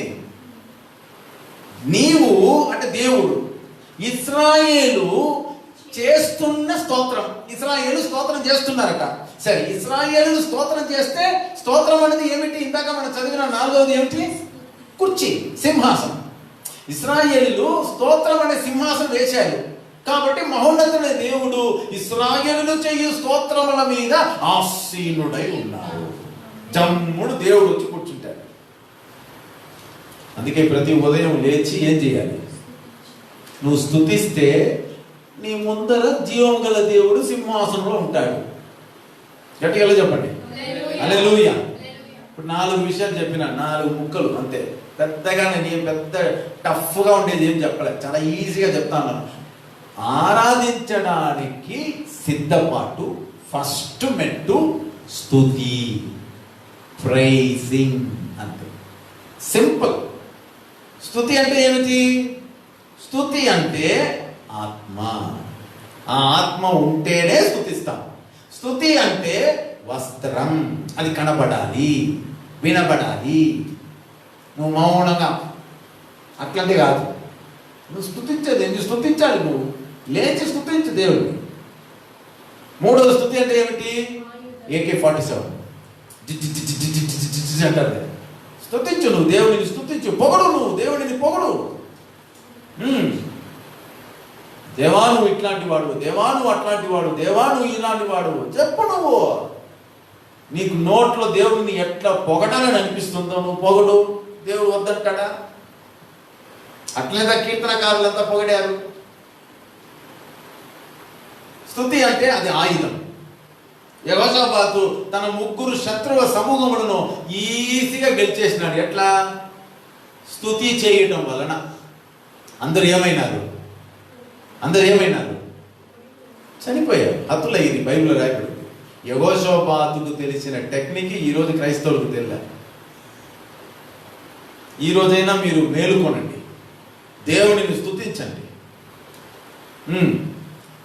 4వది స్తుతి అంటే మీరు ఎప్పుడైతే స్తుతి మొదలు పెడుతున్నారో దేవునికి సింహాసనం వేస్తున్నారు అని అర్థం. ఇశ్రాయేలులు స్తుతించేటప్పుడు దేవుడు స్తుతుల మీద ఆసీనుడైన వాడా. స్తుతి స్తుతి స్తుతి స్తుతి స్తుతికి పాత్రుడా, ప్రతి క్షణం దివిని దూత గణము పరమునా.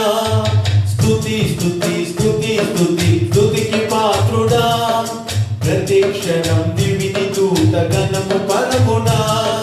శుద్ధుడు పరిశుద్ధుడని పొగడుచుండగా, నిన్ను శుద్ధుడు పరిశుద్ధుడని పొగడుచుండగా, నేను కూడా చేరిని స్తుతించు యేసువా, నేను కూడా చేరిని స్తుతించు యేసువా. స్తుతి స్తుతి స్తుతి స్తుతి స్తుతికి పాత్రుడా, ప్రతి క్షణం దివిని దూత గణము పరమునా.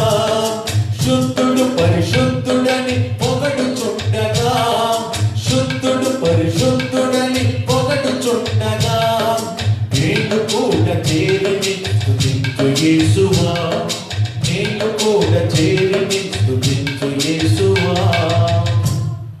కాబట్టి పాటలో మనము స్తుతి స్తుతి స్తుతించు దేవా అని పాట పాడుతున్నాం. సో స్తుతిస్తే నీ ముందర దేవుడు వచ్చి కూర్చుంటాడు. నువ్వు స్తుతిస్తున్నావు కాబట్టి అది కుర్చీ, చైర్. ఆ చైర్లో ఎవరు ఉంటారు?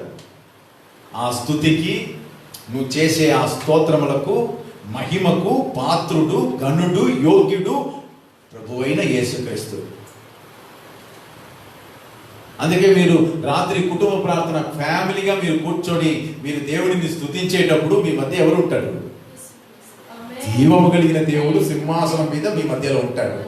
పాస్టర్ నాకు కనబడలేదే, ఆయన ఎవరు కనబడ్డారు చెప్పండి? నాకు కనబడ్డాడా? నీకు కనబడ్డాడా? పోనీ వేరే ఎవరైనా కనబడ్డాను మాత్రం చెప్పండి. అదృశ్యమైన దేవుడు కనబడడు, కానీ మనలోనే ఉంటాడు. Praise the lord, hallelujah. Fan తిరుగుతుంది, గాలి కనబడుతుందండి, కానీ గాలి ఉంది అని మనం ఫీల్ చేస్తున్నామే. మనకు ఆ యొక్క ఫీలింగ్స్ మనకు ఉందే. ఆ ఫీలింగ్ ఉంటే చాలు, దేవుడు మన మధ్య ఉన్నాడు. ప్రతి కుటుంబముల మధ్యలో దేవుడు వచ్చి కూర్చోవాలి. సంఘములలో దేవుని బిడ్డలు స్తుతిస్తే దేవుడు సంఘములలో ఆయన సంచరిస్తాడు, సహవాసములలో ఆయన సంచరిస్తాడు. సో కాబట్టి మనము స్తుతి ఏం చేయాలి? మనము దేవునికి అర్పించాలి. మళ్ళా చెప్తాను, స్తుతి అంటే ఆత్మ, అది ఉన్నవారే స్తుతిస్తారు. స్తుతి అంటే వస్త్రం, అది కనపడాలి, అది రహస్యమైనది కాదు. మళ్ళా చెప్తాను, ప్రార్థన రహస్యమైనది. నువ్వు ప్రార్థించేటప్పుడు తలుపును వేసి రహస్యమందున్న ప్రార్థన రహస్యంగా ఉండాలి. ప్రార్థన రహస్యం, స్తుతి రహస్యం కాదు. గట్టిగా చెప్పండి హల్లెలూయా. ప్రార్థన రహస్యంగా చేయాలి. నువ్వు చేసే ప్రార్థన ఊరంతా పోయి చెప్పుకొని తిరగకూడదు. నేను ప్రార్థించినాను డింగి డింగి డింగి డింగి ప్రార్థించినాను, పొద్దున ప్రార్థించినాను, రాత్రి ప్రార్థించినాను, 5 గంటలకు ప్రార్థించినాను, గంట సేపు ప్రార్థించినాను, 24 గంటలు ప్రార్థించినాను, 72 గంటలు, ఈరోజు అడ్వర్టైజ్మెంట్ అట్లే వస్తుంది. హలో, ప్రార్థన అది సీక్రెట్, కానీ స్తుతి సీక్రెట్ కాదు, అది కనబడాలి. వస్త్రం, స్తుతి ఆయుధం, స్తుతి కుర్చీ. Praise the lord, hallelujah. Thank you Jesus, hallelujah. New Testament లో మీరు బాగా గమనించినట్లయితే స్తుతి అన్న పదం ఉంది కదా. న్యూ టెస్టమెంట్ లో స్తుతి, స్తుతించుట, స్తుతించుట అనే పదం ఉంది కదా. న్యూ టెస్టమెంట్ లో ఆ పదానికి గ్రీక్ భాషలో, అంటే న్యూ టెస్టమెంట్ గ్రీక్ భాషలో రాయబడింది, ఓల్డ్ టెస్టమెంట్ హెబ్రీ భాషలో రాయబడింది. కాబట్టి గ్రీక్ న్యూ టెస్టమెంట్ లో స్తుతి అన్న ఆ పదానికి అర్థం ఏమిటంటే హమ్నియో. హమ్, HUM, హమ్. నియో, NEO, నియో. చెప్పండి హమ్నియో, చెప్పండి. గ్రీక్ లో ఒక పదం హమ్నియో చేసినావా అని అనండి, అంటే దేవుడిని స్తుతించినావా. దేవునికి స్తోత్రం, హల్లెలూయా. గ్రీక్ లో హమ్నియో, హమ్నియో దేవుడిని స్తుతించినావా, దేవుడిని స్తుతించావా. స్తుతి అంటే హమ్నియో. ఆ హమ్నియో అనడానికి 8 అర్థాలు ఉన్నాయి. హమ్నియో అంటే ఎన్ని అర్థాలు ఉన్నాయి? అర్థమైందా? There are 8 meanings. హమ్నియో గ్రీక్ పదములో హమ్నియో అనడానికి 8 అర్థాలు ఉన్నాయి. ఆ 8 అర్థాలు నేను చెప్తాను బాగా. మీరు అవన్నీ విన్న మా పదమే, కానీ మీకు తెలియదు. స్తుతి అనడానికి గ్రీక్ భాషలో హమ్నియో. హమ్నియో అంటే దాని అర్థము టు స్పీక్ వెల్, దేవునిని మహిమపరచు. ఫస్ట్ మీనింగ్ హమ్నియో అంటే ఏమిటి? ఒక విశ్వాసి దేవుడిని స్తుతించాడంటే దేవుడిని మహిమపరుస్తున్నాడని అర్థం. ఆమేన్, హల్లెలూయా. నంబర్ 2, ఆశ్చర్యము కలిగి మాట్లాడటం. రెండవది ఏమిటి? ఆశ్చర్యము కలిగి మాట్లాడుట. To express admiration far.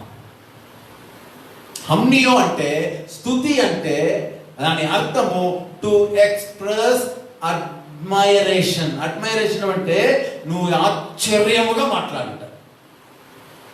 స్తుతించడం అంటే ఏమిటి?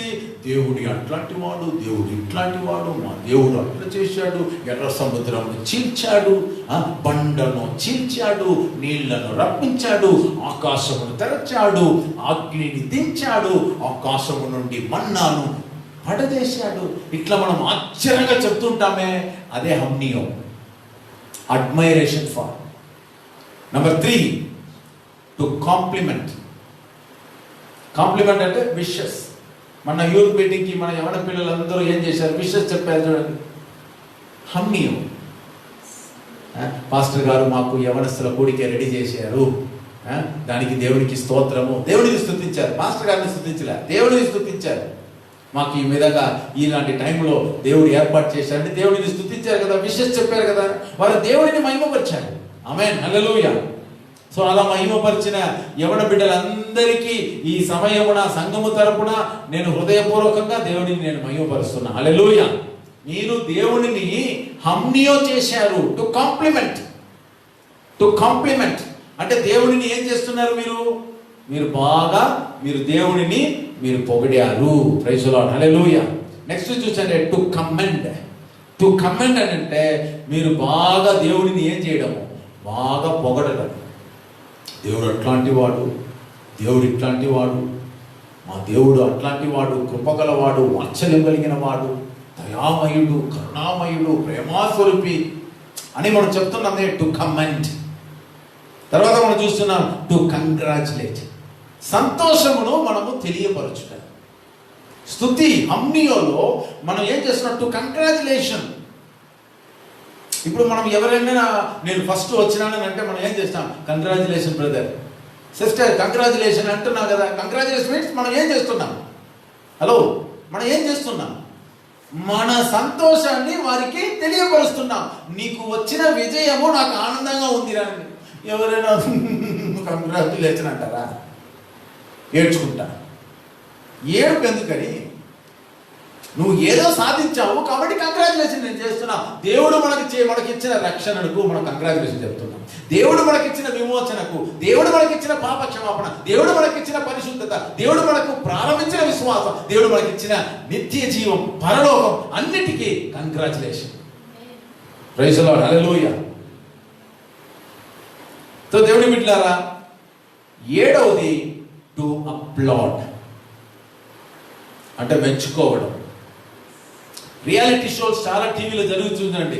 ఇప్పుడు మనము పాటలు బాగా పాడినందుకు అందరూ కూడా అప్లాస్ ఇవ్వండి అంటారు కదా. అప్పడాలు కాదు, అందరూ మనం కరువులు తిడతామా బాగా పాడినందుకు, బాగా యాక్షన్ చేసినందుకు. రియాలిటీ షోలో అందరూ ఇట్లా సభాముఖిగా అందరూ ఏం చేస్తారు? గణపరుస్తారు చూడండి, మెచ్చుకుంటారు చూడండి. సూపర్గా పాడినావా అందరికన్నా, కాబట్టి ఆ ఆడియన్స్ను చూసి మీరందరూ ఒక చప్పట్లు కొట్టండి అని.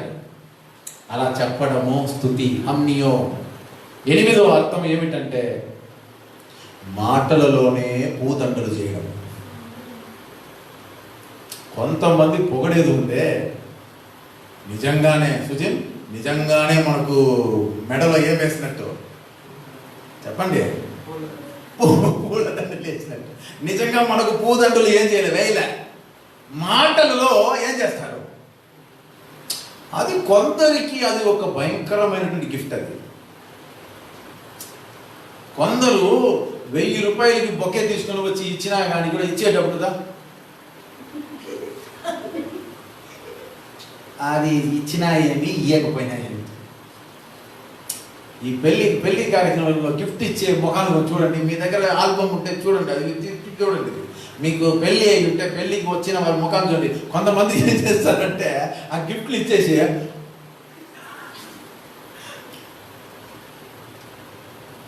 కామెడీగా ఉంటుంది. అది ఎందుకు అంత ఎక్స్ప్రెషన్? అది కొంతమంది గిఫ్ట్ లేవు, ఏమీ లేవు, ఫోటోలు మాత్రం వచ్చి వారు నిలిచి ఏమో 1000 రూపాయలు ఇచ్చినట్టుగా కానుక, ఏమో షేక్ హ్యాండ్, అక్కడ ఊరికే షేక్ హ్యాండ్. అంటే దాని అర్థం ఏమిటంటే ఆ షేక్ హ్యాండ్లోనే ఆయన 1000 రూపాయలు, కోట్ల రూపాయలు ఇచ్చినట్టు. అంత నవ్వు ముఖం పెట్టుకొని కొంతమంది ఇంత పెద్ద బాక్సులు గిఫ్ట్ తీసుకొని వచ్చి ఏం చేశారు? అట్లా చేశారు. అట్లనే ఉంటుంది. ఆ దేవుడిని స్తుతించే విషయంలో మన యొక్క ఎమోషన్స్, మన ఫీలింగ్స్ ఎట్లా ఉండాలి అన్నది హమ్నియోలో 8 అర్థాలు రాసుకున్నారా? రాసుకొని పరీక్ష రాసి ఎవరు మార్కులు వేసేది అంటారా? దేని బిడ్డలారా, తెలుసుకోండి ఇవన్నీ. హమ్నియో స్తుతించడంలో 8 అర్థాలు ఉన్నాయి. అట్లయితే స్తుతి ఎంత ఇంపార్టెంటో మీరు చూడండి. ఆమేన్, హల్లెలూయా. ఈ వాక్యం ముగించుకోబోతున్నా దేవుని బిడ్డలారా. అట్లయితే ఎంత ఇంపార్టెంట్? చాలా ఇంపార్టెంట్. ఇప్పుడు గమనించండి, ఇంకా ఆరాధనకి పోలే. ఇంతకీ ఆరాధనకి మనం పోలే. ఆరాధన అంటే ఏమిటి చెప్పండి? స్టార్టింగ్ లో ఏమన్నాను? ఆరాధన అంటే ఏమిటి? మనలను సంపూర్ణముగా సమర్పించుకునుట, దేవునికి మనలను సంపూర్ణంగా విధేయత కలిగి ఉండుట, దేవుని పాదములను ముద్దాడుట. ఇప్పుడు మనలను సంపూర్ణంగా సమర్పించడానికి మొదట మనం దేవుణ్ణి ఈ విధంగా మనం స్తుతించాలి. అది ఫస్ట్ మెట్టు. ఫస్ట్ మెట్టు ఏమిటి?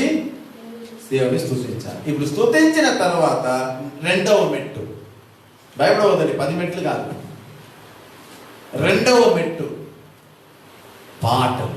ప్రైజ్ ది లార్డ్, హల్లెలూయా. రెండవ మెట్టు ఏమిటి? పాటలు. ఇప్పుడు నువ్వు స్తుతించినావు, స్తుతి అయిపోయింది. ఎంతసేపు స్తుతించినావు? కొంతసేపు స్తుతించా, దేవుడిని కీర్తించినావు, మహిమపరిచినావు, గణపరిచినావు, ఆయనను పొగిడినావు, మెచ్చుకున్నావు, ఆయన అట్లా ఇట్లా ఇట్లా అన్నీ అయిపోయి కొంతసేపు ఒక దానికని ఒక సమయం ఉంది. అంత అయిన తర్వాత నెక్స్ట్ ఇదేంట్లోనికి పోతున్నాం మనం? పాటలు. అందుకే ఆరాధనలో పాటలు. పాటలు లేని ఆరాధనే కాదు. అందుకే మనం పాటలు పాడుతున్నాం. పాటలు పాడడానికి మనము మ్యూజిక్ యూజ్ చేస్తున్నాం. సంగీతము పాట ఇది రెండు ఒకటి. పాట అంటే సంగీతం ఉండాలి. సంగీతం లేకపోతే అది ఎట్లా దేవునికి మహిమార్థంగా ఉంటుంది? మ్యూజిక్, సింగింగ్ ఉంటే మ్యూజిక్ ఉండాలి. ఇది రెండు కలిసే ఉంటుంది. ఇది విడదీయలేము. ఎట్లయినా సరే మీకు పెద్ద కీబోర్డు లేకపోయినా, గిటార్ లేకపోయినా, ఏమి లేకపోయినా చప్పట్లు ఉంది కదా, బ్రహ్మాండంగా చప్పట్లతో అదే సంగీతం. తాళం ఉందండి. చూడండి, తొడ మీద చప్పట్లు కొట్టుకొని కర్ణాటక ఇదంతా నేర్పించేదానికి ఫస్ట్ ఇదే కదా తాళము. ఇంటనే కదా వాళ్ళు కొడతారు. అదే తాళమే, అదే అదే అదే బాడీ లాంగ్వేజ్. అది పాటలు ఎట్లా పాడేది? ఇట్లే నిలుచుకొని యెహోవాయే నా కాపరిగా నాకేమీ కొదువగును పచ్చిగల చోట్ల, భావంలే, తాళంలే, మ్యూజిక్లే ఏమి. మళ్ళీ ఎట్లా ఆత్మలు నిద్రపోయింటారు, అప్పుడే పడుకొని నిద్రపోయింటారు. నాకు రాత్రి అంతా నిద్ర రాదా? వీడు పాడే పాటకి మన నిద్ర వచ్చేస్తుంది. పాటలంటే అది ఎట్లా ఉద్యమం ఉండాలి, అనుభవించి పాడాలి. పౌలు అంటున్నాడు, నేను ఆత్మతోనూ పాడేదను, మనసుతోనూ పాడాలి. సత్యంతో కదా, అది ఆరాధన. దేవుని పిల్లరా, ఎట్లా పాడాలి మన పాట? చెప్పండి, ఎట్లా పాడాలి మన పాట? పాటలు పాడేది ఎట్లా పాడాలి? భావంతో పాడాలనా? ఆత్మతోనూ పాడాలి, మనసుతోనూ పాడాలి. ఉందా వాక్యము? ఇప్పుడు వెతికితే నాకు టైం అవుతుంది అనుకుంటా. 1 కొరింథీ 14వ అధ్యాయం ఏమనుంది ఇక్కడ వాక్యము?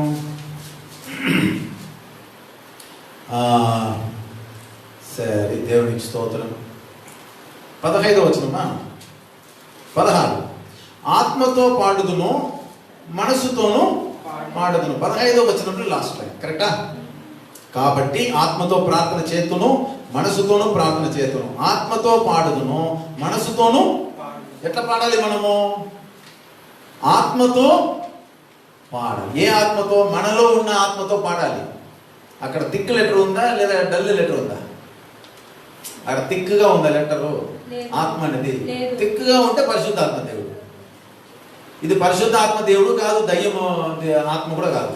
ఇది మన ఆత్మ. మన ఆత్మలో మనం పాడాలి, రైటా? మన ఆత్మలో మనం పాడాలి. తర్వాత మనసులో, అదే ఎట్లా? మనస్సులో భావమును గ్రహించి పాడాలి. అందుకే నేను పాడేటప్పుడు నా కాళ్ళు ఆడుతూనే ఉంటుంది. నాకే తెలియకుండా అది ఆడుతూ ఉంటుంది. ఇంకా మ్యూజిక్ వేసుకునేటప్పుడు నేను నా కాళ్ళు ఇట్లానే డ్యాన్స్ ఆడుతూనే ఉంటుంది. ఆటోమేటిక్గా అది బాడీ లాంగ్వేజ్. అది పాడేటప్పుడు ఆ భావాలు, అర్థాలు గ్రహించుకొని పాడేటప్పుడు ఇందాక మనం ఒక హిందీ పాట పాడినాం కదా, ఆ పాటలో మనకు భాషలో అర్థం తెలియకపోయినా దాంట్లో ఏదో దేవుడిని గురించిన ఒక విషయాలు ఉంది అన్నది మన ఆత్మకు తెలిసిపోయి పులకరించిపోయి ఆ పాటలో మనము కూడా ఏకమైపోయి భావముతో మనం కూడా పాడేస్తూ ఉన్నాం, సంతోషంగా పాడుతూ ఉన్నామని దాంట్లో మనం మీనింగ్ఫుల్గా మనం పాడుతూ ఉన్నాం. దేవుని బిడ్డలారా, దానికి ఏమిటి మనకు అర్థము తెలుస్తుందా? మనకు అర్థం ఏమైనా తెలియకపోయినా మనం పాడుతూనే ఉంటాం. దేవునికి స్తోత్రం. గావో ఖుషికే గీత్ ఉసుక గాన్ గున్ కరో అనే ఉంది కదా. గావో ఖుషికే గీత్ అని ఉంది. పాటలు పాడేటప్పుడు మనం సంతోషంగా మనం పాడాలి అని. ఇది మనకు హిందీ తెలిసినా తెలియకపోయినా యేసు ప్రభువుని గురించిన ఆ యొక్క విషయములలో మనం సంతోషంగా పాడుతున్నామనేది మనకు లోపల ఆంతర్యములలో దాని అర్థము తెలిసిపోయి మనము ఏం చేస్తున్నాం, మనసుతో మనం పాడుతూ ఉన్నాం. ఏ భాషలో పాడినా మనకు తెలిసిపోతుంది దేవుని యొక్క మహిమాంతమైన కార్యాలు. సో అందుకే పౌలు ఏమంటున్నాడంటే ఏమి చలనము లేకుండా మీరు పాడవద్దండి. సో రెండవ మెట్టు ఆత్మతో పాడాలి, మనసుతోనూ పాడాలి. ఆమేన్, హల్లెలూయా, దేవునికి స్తోత్రం కలుగును గాక. సో రెండవ మెట్టుకు మనము ప్రిపేర్ అవుతున్నాం. ఫస్ట్ స్తుతించినాం, దేవునికి సింహాసనం వేసేసినాం.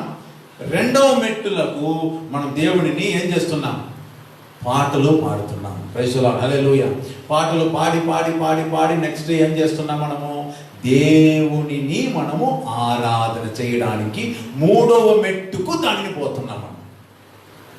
అదే ఆరాధన. స్తుతించినాం, పాటలు పాడాం, మూడవ మెట్టు ఏమిటి, ఆరాధన. థర్డ్ స్టేజ్, మూడవ మెట్టు ఏమిటంటే నువ్వు ఆరాధనకి వెళ్తున్నావు. ఇప్పుడు నువ్వు భయభక్తితో నువ్వు ఏం చేయాలి, ఆరాధించేటప్పుడు కూర్చోకూడదు, ఆరాధించేటప్పుడు లేవాలి, లేచి నిలవాలి. నిలిచిన తర్వాత కళ్ళు మూసుకోవాలి. కళ్ళు మూసుకున్న తర్వాత మీరు పాడుతున్నారే ఆ పాట, ఇందాక పాడినారు కదా పాట, దేవుడిని వివరించి వివరించి పాడినారు కదా సంఘముగా అందరూ కలిసి. ఇప్పుడు ఆ పాటలను మీరు పాడి పాడి పాడి ఒక స్టేజ్లో మీరు మిమ్మల్ని మీరు సంపూర్ణముగా దేవునికి ఏం చేస్తున్నారు, సమర్పించుకుంటున్నారు. ఆ స్టేజ్కి పోవాలి. సో అదే చాలా ముఖ్యమైనది ఆరాధనలో. ఆ స్టేజ్లో పోయేటప్పుడు నిన్ను నీవు దేవునికి సంపూర్ణముగా సమర్పించుకోవాలి. To dedicate your self unto God. నిన్ను నీవు దేవునికి సమర్పించుకోవాలి. దేవుని ఎదుట, దేవుని ఎదుట తన భక్తుడు, తన విశ్వాసి, ఆయన బిడ్డలుగా ఉన్నవారు పాటలు పాడి పాడి దేవునికి తమ్మును తామును ఏం చేసుకోవాలి, సరెండర్ చేసుకోవాలి. అదే ఆరాధన. పాటలు పాడి క్లైమాక్స్లో మీరు ఆరాధించేటప్పుడు లేచి నిలిచి ఆరాధించేటప్పుడు పాటల భావమును గ్రహించి దేవుడు మనకు చేసిన మేళ్ళన్నిటిని తలంచి ఆనంద కన్నీరుతో నీ భవిష్యత్తులో ఉన్న నీ కోరికలు, నీ ఉద్దేశాలు, నీ కలలు, నీ వాంఛ, నీ ఫ్యూచర్ భావి జీవితము, నీకు ఉన్నటువంటి డ్రీమ్స్ అన్నిటినీ జీవముగల దేవుని ఎదుట సంపూర్ణముగా డెడికేట్ చేయుట, దట్ ఈస్ ఆరాధన. అదే ఆరాధన. నువ్వు ఆ స్టేజ్కి నువ్వు రావాలి. దేవుని బిడ్డలారా, ఆరాధించేటప్పుడు పాటలు పాడుతూ ఉన్నాం. పాటలు పాడి దాని క్లైమాక్స్లో పాటలు పాడి పాడి పాడి క్లైమాక్స్లో మీరు కర్మలు కడతారు, చేతులు ఎత్తుతారు, దేవుని స్తుతిస్తారు, అన్ని జరుగుతూ ఉంటుంది. జరిగి జరిగి ఏమవుతుంది, లాస్ట్లో ఒక స్టేజ్లో ఏమవుతున్నావు, నిన్ను నీవు సంపూర్ణముగా దేవునిలో సమర్పించుకునే స్టేజ్కి రావాలి. ఇది అనేక చోట్ల జరగడం లేదు, కానీ అది ఆ స్టేజ్కి రావాలి. నిన్ను నీవు సంపూర్ణముగా దేవునికి సమర్పించుకోవాలి. అది వచ్చేంత వరకు ఆరాధన కంప్లీషన్ కాలేదు. ఇది అర్థమైందా దేవుని బిడ్డలారా మీకు? హలో వ్యూవర్స్, మీకు అర్థమవుతుందా? నిన్ను నీవు సంపూర్ణముగా దేవునికి సరెండర్ చేయాలి. సరెండర్ చేయాలి. అబ్రహాము ఈసాకును బలిపీఠం మీద పెట్టాడు. అప్పటి వరకు అబ్రహాముకు లోపల ఏముంటుంది తెలుసా? ఇప్పుడైనా ఎక్కడైనా పొట్టేలు కానీ మేక కానీ ఏదైనా కనబడుతుందా అని ఒక కలవ.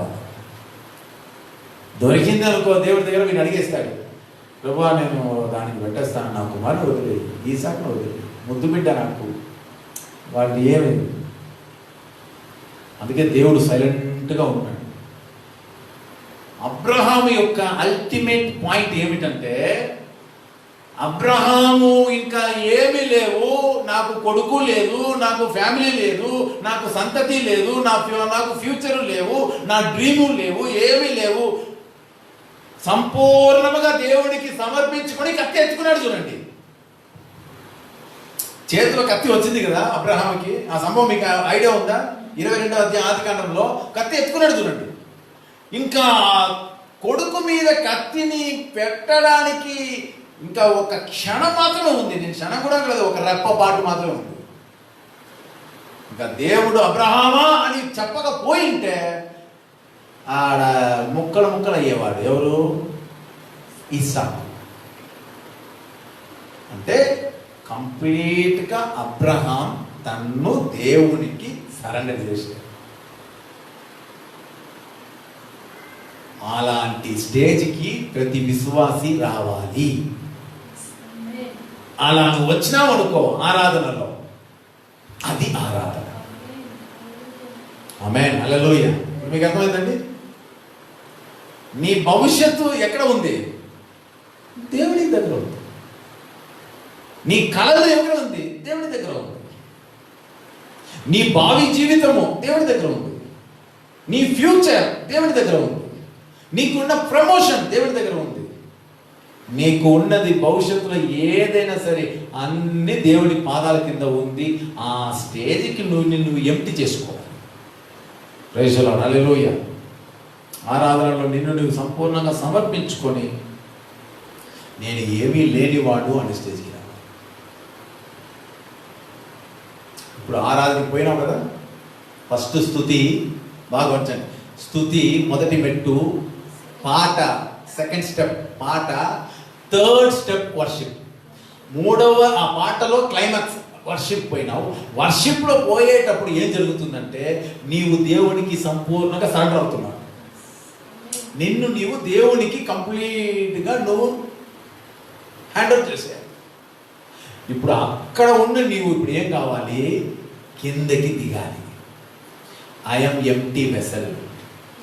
నేను ఖాళీ పాత్రము, వట్టి పాత్రము. I'm nothing, I'm nothing. నాకు కులాలు లేవు, నాకు అది లేవు, నాకు అంతస్తు లేవు, నాకు అది లేవు, డబ్బు లేదు, ఇది లేదు, అది ఇవన్నీ లేవు. కంప్లీట్గా నిన్ను నీవు ఏం చేసుకోవాలి? ఎంప్టీగా చేసుకోవాలి. ఒకవేళ ఆరాధించే సమయంలో నీ రహస్య పాపములు ఉంటే ఆ రహస్య పాపములన్నీ ఆ టైంలో ఏం కావాలి? బయటికి రావాలి. కన్విక్షన్. ఆరాధనలో నీలో ఉన్న తప్పులు, నీలో ఉన్న భయంకరమైన రహస్య పాపము, నీలో ఉన్న చెడ్డది, నీలో ఉన్న అది, నీలో ఉన్న ఇది, ఇవన్నీ ఎక్సెట్రా ఎక్సెట్రా అన్నీ ఏం కావాలి? కన్విక్షన్. నువ్వు ఒకవేళ దేవుడికి విరోధంగా పాపం చేసి ఉంటే నువ్వు దేవుడికి ఏం చేసుకోవాలి? నిన్ను నీవు సమర్పించుకోవాలి. ఆరాధనలో క్లైమాక్స్ అనేది నీ పాపాన్ని దేవుడి దగ్గర ఒప్పుకోవాలి. బైబిల్ క్లియర్గా చెప్తుంది, మన పాపంలో మనం ఒప్పుకుంటే దేవుడు నీతిమంతుడను. ఏమని ఉంది వాక్యం? యోహాను రాసిన మొదటి పత్రిక మొదటి అధ్యాయం 9వ వచనం, మన పాపములను మనం ఒప్పుకొనిన ఎడల ఆయన నమ్మదగిన వాడును నీతిమంతుడను కనుక ఆయన మన పాపములను క్షమించి సమస్త దుర్నీతి నుండి మనల్ని పవిత్రులుగా చేయును. ప్రైజ్ ది లార్డ్, హల్లెలూయా. ఆరాధనలో ఇది జరగాలి. నిజముగా ఒక వ్యక్తి ఆరాధనలో ఇమిడైపోతే, కలిసిపోతే వాడు యథార్థ మనిషిగా ఉంటాడు. అవును, ఇప్పుడు మ్యూజిక్ నిలిచిపోయింది, రిథమ్ ప్యాడ్ నిలిచిపోయింది, గిటార్ నిలిచిపోయింది, అన్ని సౌండ్లు నిలిచిపోయింది. Pin drop silence. ఇప్పుడు నువ్వు ఏం చేస్తున్నావు? ఇప్పుడు స్తుతించట్లే, ఏం చేయట్లే, నువ్వు మౌనంగా అట్లే దేవుడి దగ్గర ఉండి నీ పాపం అన్నీ ఏం చేసుకోవాలి? కన్విక్షన్. నువ్వు ఒప్పుకోవాలి. బైబిల్ చెప్తుంది ఆ స్టేజ్కి నువ్వు రావాలి. స్తుతించావు, పాట పాడావు, ఆరాధించావు, సమర్పించుకున్నావు, ఎంప్టీ అయిపోయినావు. నువ్వు ఇప్పుడు కన్విక్షన్ చేస్తున్నావు. Last point, ending. ఇది అయిపోయిన తర్వాత దేవుడు అల్టిమేట్గా ఆ ఆరాధన ముగింపులో నీకు దర్శనం ఇస్తాడు. గట్టిగా చెప్పండి.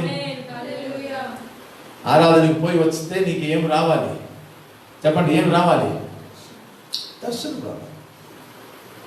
తూర్పు దేశపు జ్ఞానులు యేసయ్యను దర్శించడానికి వచ్చారు యెరూషలేములో. పొరపాటు చెంది ఎక్కడెక్కడో తిరిగి యేసుక్రీస్తు ఇంటికి వచ్చారు. యేసును చూశారు. ఆ జ్ఞానులు చదువుకున్నవారు, విజ్ఞాన శాస్త్రులు, జ్యోతిష్ఠులు, నక్షత్రములను స్టడీ చేసేవాళ్ళు, పరిశోధకులు, గొప్ప చదివిన వాళ్ళు, అనేక దేశంలో ఉన్న వాళ్ళు మనకు ఒక రాజు పుట్టి ఉన్నాడని చెప్పి బంగారమును, బోలమును, సాంబ్రాణిని తెచ్చి యేసయ్యకు, ఆ చిన్న బాలుడుగా ఉన్న యేసయ్యకు సమర్పించి దేవునిని ఆరాధించి ఉందా వాక్యం. తూర్పు దేశ జ్ఞానులు ఏం చేశారు? యేసయ్యను, మరియను ఆరాధించలే.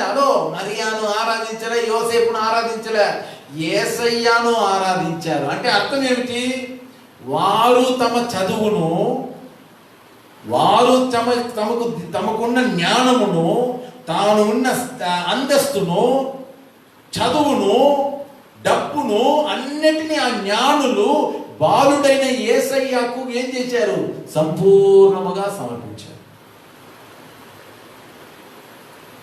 సరే, అన్నీ అయిపోయింది. ఇప్పుడు క్లైమాక్స్. యేసయ్యను దర్శించేటప్పుడు వాళ్ళకు విజన్ ఏమిటి? వారికి ఏమి యేసయ్య దర్శనం ఇచ్చాడు? ఆరాధించిన తర్వాత విజన్ ఉండాలి కదా. ఇప్పుడు మీరు ఈ వాక్యం విన్న తర్వాత మీకు విజన్ ఉండాలి. ఏమిటి అనేది? ఏమో పాస్టర్ చెప్పాడు, ఆయనకు చెప్పింది ఆయనకే అర్థం కాలే, మాకు ఏమి అర్థం కాలే. అట్లయితే ఆరాధన వేస్ట్. నువ్వు ఆరాధన చేశావు అనుకో, ఖచ్చితంగా నీకు దర్శనం కలగాలి. ఇప్పుడు వాక్యం వింటున్నావు కదా, నీకు దర్శనం కలగాలి. ఇప్పుడు యేసయ్యను దర్శించిన తూర్పు దేశపు జ్ఞానులు వచ్చిన దోవలో పోయినారా లేదా వేరే దోవలో పోయినారా? వేరొక్క మార్గంలో పోయినారు. కారణం, స్వప్నమందు దూత హెచ్చరించింది. That is vision. నువ్వు ఆరాధనకు పోయినావంటే, మందిరమునకు పోయి దేవుడిని ఆరాధించావంటే, నువ్వు తిరిగి వచ్చేటప్పుడు నువ్వు వేరే మనిషిగా రావాలి. ఈరోజు మీకు ఆ అనుభవం కలిగిందంటే నువ్వు నిజంగా ఆరాధించావని అర్థం. మాస్టర్, నాకు కరోనానే జ్ఞాపకం వస్తుంది అంటే నేనేం చేయలేదు. కరోనా ఎప్పుడు పోతుంది మాస్టర్ అంటే ఏం చేయలేదు. కరోనా ఎప్పుడు పోతుందో, ఏడ పోతుందో ఎవరికి తెలియదు. ఏ సేవకునికి, ప్రవక్తకు ఎవరికి తెలియదు. అది దేవుడికే తెలుసు. అది కరోనా పోయేది మనం చెప్తే మనం దేవుడు అయిపోతాం. ఆ సంగతి వదిలింది. మీకు దర్శనం ఉందా? దేవుడు ఏం దర్శనం ఇచ్చాడు? తూర్పు దేశం జ్ఞానులు మర్చిపోయి. అదే మాదిరిగా సంపూర్ణముగా ఇస్సాకు అనే తన కుమారుణ్ణి సమర్పించి ఆరాధించిన అబ్రహాముకు దేవుడు ఇచ్చిన దర్శనం ఏమిటి? ఏమిటి దర్శనము? ఆ పని మనుషులు ఇద్దరిని ఇక్కడే నిలవండి అని చెప్పి అబ్రహాము తన కొడుకుని తీసుకుని పోయేటప్పుడు ఏమన్నాడు? ఒరే, ఇట్లా అనలేదు అబ్రహాం, నేను చెప్తా ఉన్నా, ఒరే ఇక్కడ నిలవండిరా, నేను నా కుమారుడు దేవుడిని మొక్కి మరలా నేనే వస్తాను అన్నాడా? మేము వస్తాము అన్నాడు. అలా పోయాడు, ఆరాధించాడు. దర్శన భావం ఏమిటి? కొడుకుతో వచ్చేసాడు. గట్టిగా చెప్పండి హల్లెలూయా. అదే ఆరాధన. Praise lord. జీవమగల దేవుడిని ఆరాధించేది అందరికీ. ఒక భక్తుడు నిజముగా దేవుడిని ఆరాధిస్తే అతనికి క్లైమాక్స్లో, ఆ ఆరాధన ముగింపులో దర్శనం లభిస్తుంది. కడాన దావీదు ఏం చేస్తున్నాడు? బిడ్డ పుట్టిన బత్షెబ, దావీదుకు పుట్టిన బిడ్డ చావు బతుకులో అట్టా ఇట్టా ఉంటే 7 రోజులు ఉపవాసం ఉన్నాడు. రాజు దగ్గర చెప్పాడు, బిడ్డ చనిపోయింది. లేచాడు దావీదు, నేరుగా ఏం చేశాడు? మందిరానికి పోయినాడు. మందిరంలోకి పోయి తిరిగి వచ్చిన తర్వాత దావీదు ఏం చేసుకున్నాడు? నాకు భోజనం పెట్టండి అన్నాడు. సంతోషంగా తింటా ఉన్నాడు. ఎవరికి అర్థం కాదు. ఇంతకీ మందిరానికి పోయి ఆరాధించిన రాజుకి పిచ్చి పట్టిపోయిందా? ఎవరైనా చర్చకు పోయి నాశనం అయ్యే వాళ్ళు ఉన్నారా చెప్పండి? ఆరాధనకు పోయి పనికి రాకుండా అయ్యే వాళ్ళు ఎవరైనా ఉన్నారా? ఆరాధనకు రాకుండా పనికి మాడిన వారు దండిగా ఉన్నారు. నేనే చూపిస్తా ఆరాధనకి రాలేని వాళ్ళు ఎలా తయారై ఉన్నారు. దావీదు మహారాజా మందిరానికి పోయి తిరిగి వచ్చేటప్పుడు అంత హ్యాపీ, నవ్వుకుంటున్నాడు. భోజనం పెట్టండి అంటున్నాడు. పండ్లు, పల రసాలు అన్ని తినడానికి రాజా దగ్గర అడుగుతున్నారు. రాజా, నాకేమో అర్థం కాలే, బిడ్డ బతికి ఉండేటప్పుడు నువ్వు భయంకరంగా ఏడ్చినావు, ఉపవాసం అన్ని చేసినావు. ఇప్పుడు చనిపోయిన తర్వాత నీలో ఈ మార్పు వచ్చిందే ఏమిటి? అప్పుడు చెప్తున్నాడు దావీదు, నేను మందిరానికి పోయినాను, దేవుని ఆరాధించాను, ఇప్పుడు దేవుడు నాకు దర్శనం ఇచ్చాడు. ఏమిటి దర్శనము? చనిపోయిన బిడ్డ తిరిగి రాదు. గట్టిగా చెప్పండి. క్రీస్తులో నిద్రించిన వారు తిరిగి మన ఎదుకు రారు, మనమే వారి ఎద్దకి పోవాలి. గట్టిగా చెప్పండి. హల్లెలూయా. మనమే వారి ఎద్దకి పోవాలి, కానీ వారు మన ఎద్దకు రారు. ఈ దర్శనమే దావీదు మహారాజు మందిరంలో ఉంటాడు. సో ఈ రోజున దేవుని బిడ్డలారా, ఆ బేతేనియా గ్రామంలో మరియా అనే ఒక సహోదరి తైలముని తీసుకుని వచ్చి యేసయ్య పాదాల కింద పోసిందే, తర్వాత కన్నీటితో తన యేసు ప్రభు పాదములను తుడిచిందే, తన తలగంట్రుకలతో తుడిచిందే. దాని అర్థం ఏమిటి? యేసయ్య దగ్గర తన జీవితమును సంపూర్ణంగా ఆమె ఏం చేసింది? సమర్పించింది. అలాగే ఈ ఆరాధన వేళలో దేవుని బిడ్డలారా, వాక్యం విన్న మనము ఆరాధన అంటే ఏంటి, ఆ ఆరాధన మనం ఎలా చెయ్యాలి, నిన్ను నీవు రిక్తునిగా చేసుకోవాలి, నిన్ను నీవు ఎంప్టీగా చేసుకోవాలి, ఖాళీ చేసుకోవాలి, నీ పాపములను ఒప్పుకోవాలి. అప్పుడు మహోన్నతుడైన దేవుడు నీకు దర్శనం ఇస్తాడు. అదే ఆరాధనలో మీకు లభించే ఫలితము. సో కాబట్టి ఆరాధించడానికి మొదటి మెట్టుగా దేవుడిని స్తుతించండి, పొగడండి, మహిమపరచండి, కీర్తించండి, మెచ్చుకోండి, గణపరచండి. అన్నీ చేసిన తర్వాత పాటలు పాడండి. పాటలు పాడి ముగింపులలో మిమ్మల్ని మీరు దేవుడికి సంపూర్ణంగా సమర్పించుకోండి.